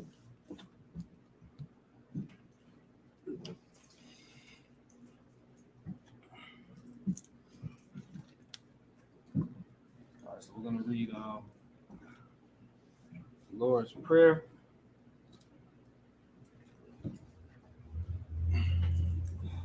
Beginning with the Hebrew. Abanaw, Shabbat Shemayim, Kodash, Hayah, Shamka, Yahweh, Malakutka, Taba'ah, Ratazaka, Hayah, Aisha, Baratazah, Hayah, Bashemayim, Athanyanaw, Kam, Call Yawam, Wasalakinaw, Kawatnaw, Kasalaknaw, Wala'ah, Tabayanaw, Wanasayawun, Kabal, Hawashaynaw, Mayan, Raikaya, Laka, Amalakwa, Waha'ala, Watapara, Lawalumyum, Aman. Lord's Prayer in English. Our Father, which art in heaven, hallowed be thy name. Yahweh. Thy kingdom come. Thy will be done. Here in earth, as it is in heaven. Give us this day our daily bread. Forgive us our debts, as we forgive our debtors. forgive our debtors. Lead us not into temptation, And lead us not to temptation, but deliver us from evil. but deliver us from evil. For thine is the For kingdom, thine is the kingdom, and the power, and the power, and the glory, glory forever. So be it. So be it. We're going to read the power or the hakak in the Hebrew. Yahweh. Yahweh. Ba'ashem Yahushua. Ba'ashem Yahushua. Baba Kushah. Baba Kashah. Nathalan Awa hakak. Athana Hakat. Hakat la rapa'ah. Hakat Rapa'ah. Kal maka'ala. Kal Maka'ala. Wakal madawa. Hakal Madawa. Hakat la tahar. Hakat Latahar. Hamat Azariah. Hamat Zariah. Hakat la kwayam. Hakat Latiyam. Hakat la hakwayam. Hakat Hakiyam. Hamathiam. Hamatiyam. Hakat. Hakat. Awakawa. Akarwa. Hatama'ala. Hatama'ala. Lagar Shun. Nagar Shun. Ba'ashem Yahushua. Ba'ashem Yahushua. Waraman. Duadaman. With the Hakat, the power, English, Yahweh. Yahweh. In the name of Yahweh Shai. Name Yahushua. Please give us the power. Please give us the power. The power to heal all manner of sickness The power to heal all manner of sickness and all manner of disease. and all manner of disease. The power to cleanse the lepers. The power to cleanse the lepers. The power to raise the dead. The power to raise the dead. The power against unclean spirits. The power against unclean To spirits. cast them out. To cast them out. In the name of Yahweh Shai. In the name of Yahushua. Thank you. So be it. Thank you so much. All right, Psalms 121 in the Hebrew. Hasha'ah. Ashai. Ayanya. Ayanya. Ahaharya. Aharya. Ma'ayan. Ma'ayan. Yaba'ah. Yaba'ah. Azarya. Isaiah. Azarya. Azariah. Ma'aim. Ma'aim. Yahweh. Yahweh. Aisha. Aisha. Shamayam. Shamayam. Wa'aratazah. Wa'aratazah. Al-Yathan. Ayathan. Lamawat. Lamawat. Ragalka. Ragalka. Al-Yanawam. Ananawam. Shamarka. Shamarka. Hana. Hanat. La'ah. La'ah. Yanawam. Nanawam. Wala'ah. Mala'ah. Yayashan. Yayashan. Shawamar. Sharamar. Yasha'ala. Yasharala. Yahweh. Yahweh. Shamarka. Shamarka. Yahweh. Yahweh. Tazalka. Tazalka. Al-Yad. Ayat. Yaminka. Yanika. Yawamam. Yawamam. Hashamash. Ashamash. La'ah. La'ah. Yakaka. Yakaka. Wayarak. Wayarak. Balayala. Ba'ala. Yahweh. Yahweh. Yashamarka. Yashamarka. Makal Rai. Kalrai. Yashamar. Yashamar. Athnapashka. Athnapashka. Yahweh. Yahweh. Yashamar. Yashamar. Taza'atka. Taza'atka. Wabah. Wabah. Wa'aka. Wa'aka. Ma'aitha. Ma'aitha. Wa'ai. Wa'ai. Awala. I will know. Psalms 121 in English. I will lift up my eyes unto the hills. I will lift up mine eyes into the hills. From whence cometh my help? From whence cometh my help? My help cometh from Yahweh, My help cometh from Yahweh, which made heaven and earth. which made heaven and earth. He will not suffer thy foot to be moved. He will not suffer thy foot to be moved. He that keepeth thee He that keepeth thee will not slumber. will not slumber. Behold, Behold, he that keepeth Israel he that keepeth Israel shall neither slumber nor sleep. shall neither slumber nor sleep. The Lord, Yahweh is thy keeper upon thy right. Yahweh is thy keeper. Yahweh is thy keeper. Yahweh is thy shade upon thy right hand. Yahweh is thy shade upon thy right hand. The sun shall not smite thee by day, The sun shall not smite thee by day, nor the moon by night. nor the moon by night. Yahweh shall preserve thee from all evil. Yahweh shall preserve thee from all evil. He shall preserve thy soul. He shall preserve thy soul. Yahweh shall preserve thy going out Yahweh shall preserve thy going out and thy coming in. and thy coming in. From this time forth, This time forth even forevermore. and even forevermore. Psalms 83rd chapter in the Hebrew. Alahayim. Alahayim. Adama Yalaka. Damalaka. Althakara. Atakaras. Wa Althashakwa. Atashakwat. Oh. Oh. Kayahana. Kayahana. Awayabika. Yabyaka. Yahamaya 1. Yamaya 1. Ra'ash. Ra'ash. Al-Aimaka. Imaka. Ya'ariyamwa. Arayamwa. Sawadah. Sawadah. Wayatha. Wayatha. Ya'aitazah. Yaitazao. Altazapawanyaka. Atazapawanyaka. Amarwa. Amarwa. Yashaki. Lakawa. Lakawa. Wanakakidam. Waikakidam. Magalia. Magaya. Wala'ah. Wala'ah. Yazakar. Yazakar. Sham Yasha'ala. Sham Yashala. Awadah. Awada. Kaya. Kayat. Nawa'aitazah. Nawaitazao. Laba. Laba. Yakadwa. Yakadwa. Auyaka. Ayaka. Marya. Barya. Yakarathwa. Yakarathwa. Ahawya. Ahaya. Adawam. Adawan. Wayashama Aliyah. Washma Aliyah.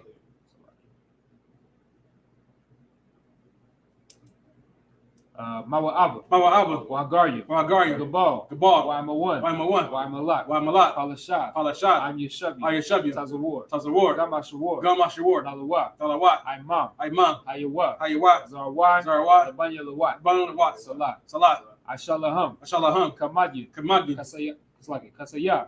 Sara'at. Sara'at. Kayabya. Kayebi. Manakal. Manakar. Kwayashwan. Kayashwan. Nashamagwa. Ashamagwa. Bayan. Bayan. Da'ara. Darat. Hayawa. Hayawat. Daman. Daman. La'adama. Adama. Shaythamwa. Shaitamwa. Gada. Gada. Yamawa. Yamawa. Ka'ira. Ka'ira. Kaza'ab. Kaza'ab. Kazabak. Kazabak. Katazal. Katazal. Mana'ai. Mana'ai. Call. Call. Nasayakamwa. Asayakamwa. Ashar. Ashar. Amarwa. Amarwa. Nayarashah. Nairashah. Lanawa. Nawa. Ah. Ah. Na'awat. Nawat. Alahayim. Alahaya. Alahayim. Alahaya. Shayathamwa. Shaitamwa. Kagagala. Kagagala. Kakwash. Kakwash. Kapanya Rakah. Panya Rakat. Ka'ash. Ka'ash. Laba Ira. Tabaira. Ya'ira. Ya'ira. Wakala Haba. Makala Habat. Talahat. Talahat. Aryam. Baryam. Khan. Khan. Tharadapma. Tharadapma. Masa Irika. Masa Irika. Wabasa. Babasa. Wapatka. Wapatka. Laba Halam. Tabahalam. Mala'ah. Mala'ah. Panya Ham. Panya Ham. Pala 1. Pala 1. Wayabakwa. Why Bakashwa? Shamka, Shimka, Yahweh, Yahweh, Yabashwa, Yabashwa, Waya Bahawa, Why Bahawa, Adya Ai, Ajai, Waya Kaparwa, Why Kaparwa, Waya Abagwa, Why Bagwa, Waya Daiwa, Why the Iwa, Kaya Tha, Kayatha, Shamka, Shimka, Yahweh, Yahweh, Labadka, Nabaka, How you want? all you want. Akar, Akal, Aratazah. Psalms 83 in English. Keep not thy silence, O Yahweh. Keep not thy silence, O Yahweh. Hold not thy peace. Hold not thy peace. And be not still, O Yahweh. And be not still, O Yahweh. For lo, thine enemies make a tumult, thine enemies make a tumult, and they that hate thee and they that hate thee have lifted up the head. have lifted up the head.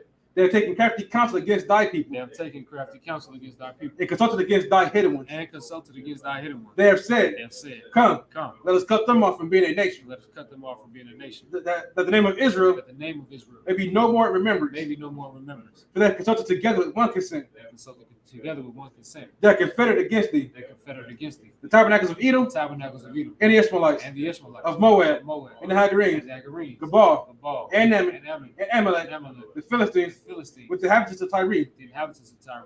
Assur also is joined with them. Assur also is joined with them. They have hope in the children of Lot. They have hope in the children of Salah. Lot. Salah. Do unto them Do unto them as unto the Midianites, as unto the Midianites, as to Sisera, as to Sisera, as to Jabin, as to Jabin, at the brook of Kisan, at the brook of Kisan, which perished at Endor. which perished at the door. They became as dung for the earth. It became as dung for the earth. Make the nobles like a red, Make the nobles like a red, and like Zeeb, and like Zeeb. yea, Yea, or the princes of Sabbath, all their princes of Sabbath, as Zamunah, and as Amun, who said, who said, let's take to ourselves let us take to ourselves the houses of Yahweh in possession. the houses of Yahweh in possession. Oh my God, Oh my God. make them like a wheel, Make them like a wheel, as a stubble before the wind, as a stubble before the wind, as the fire burneth the wood, as the fire burneth the wood, as the flame set the mountains on fire. and as the flame set the mountains on fire. So persecute them with thy tempest, So persecute them with thy tempest. make them afraid with thy storm, Make them afraid with thy storm. fill their faces with shame, Fill their faces with shame. that they may know that they may seek thy name, O Yahweh. That they may seek thy name, O Yahweh. Let them be confounded in trouble forever. Let them be confounded in trouble forever. Yea, Yea, let them be put to shame and perish. let them be put to shame and perish. That men may know that thou, And men may know that thou, whose name alone whose name alone is Yahweh, is Yahweh, art the most high over all the earth. are the most high of all the earth. We're going to read the blessings in the Hebrew. Barakatah Yahweh. Barakatah Yahweh. Wa Yahweh Shai. Wa Yahweh Shai. Wa Ma'aka Allah. Wa Ma'aka Allah. Wa Allah Hayyu. Wa Allah Wa Hayy. Tazab Ya'ah. Wa Zabiyah. Allah Wap Yahana. Alawap Yahana. Ha Allah Wap Yah. Ha Alawap Ha Soranyu. Asuranya. Akwatazayanyu. Kwatazayenyu. Akaya Yayu. Akawayayu. Waha Gwati. Ha Kwati. Yahweh. Yahweh. Shem Yahweh Shai. Bashim Yahweh Shai. Duwarama. Dwaraman. Blessings in the English. Bless you, Yahweh. And Yahweh Shai. And Yahweh Shai. And Michael. And Michael. And the angels. And the angels. Command thee during Yohana. The manager of Yahana. The generals. The generals. The captains. The captains. The officers. The officers. The troopers. The troopers. And the sisters. And the sisters. Yahweh. Yahweh. In the name of Yahweh Shai. In the name of Yahweh Shai. Thank you. So be it. Thank you, so be it. All right, Sarwa Yashabi, we can be seated. Any brother want their head anointed with oil?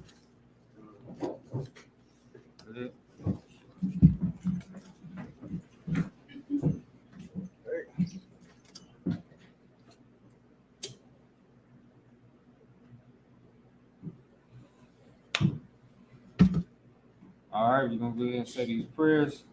Of course, point to you, say your name.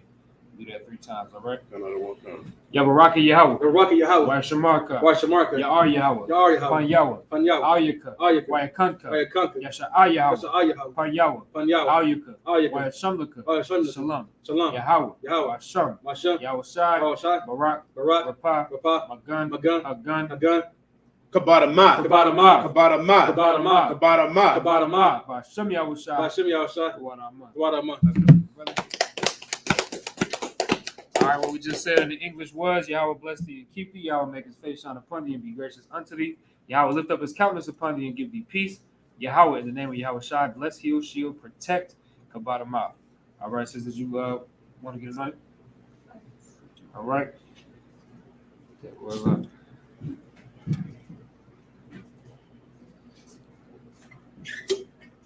same thing. We're going to say these prayers. Just say your name. You do that 3 times. All right. Yabaraka Yahweh. Baraka Yahweh. Wa Shamarka. Wa Shamarka. Ya'ar Yahweh. Yahweh Yahweh. Pan Yahweh. Pan Yahweh. Ayaka. Ayaka. Wa Yakanka. Ayakanka. Yasha'ar Yahweh. Yahweh. Yahweh. Pan Yahweh. Pan Yahweh. Ayaka. Ayaka. Wa Shamlaka. Wa Shamlaka. Shalom. Shalom. Yahweh. Yahweh. Wa Hasham. Bashim. Yahweh Shai. Yahweh Shai. Barak. Barak. Rapa. Rapa. Magun. Magun. Hagun. Hagun. Amawana. Amawana. Amawana. Ba Shem Yahweh Shai. Bashim Yahweh Shai. Wadama. Wadama. All right, clap it up for the sister. All right. What we just said in the English was, once again, Yahweh bless thee and keep thee. Yahweh make his face shine upon thee and be gracious unto thee. Yahweh lift up his countenance upon thee and give thee peace. Yahweh, in the name of Yahweh Shai, bless, heal, shield, protect. Among enough. All right, so now we're going to close out. Just men of Israel, Imagine, which means to stand. Give a courtesy salute to salute out the Sabbath service. Israel, Imagine Shabbat. Imagine, Barak. Yahweh Ba'ashem Yahweh Shai Barakatam. Sorry towards the sister Imagine. Give the sister a courtesy salute. Men of Israel, Imagine Shabbat. Imagine, Barak. Yahweh Shamar Elatam Ba'ashem Yahweh Shai. Yahweh Matah, Sabbath service dismissed.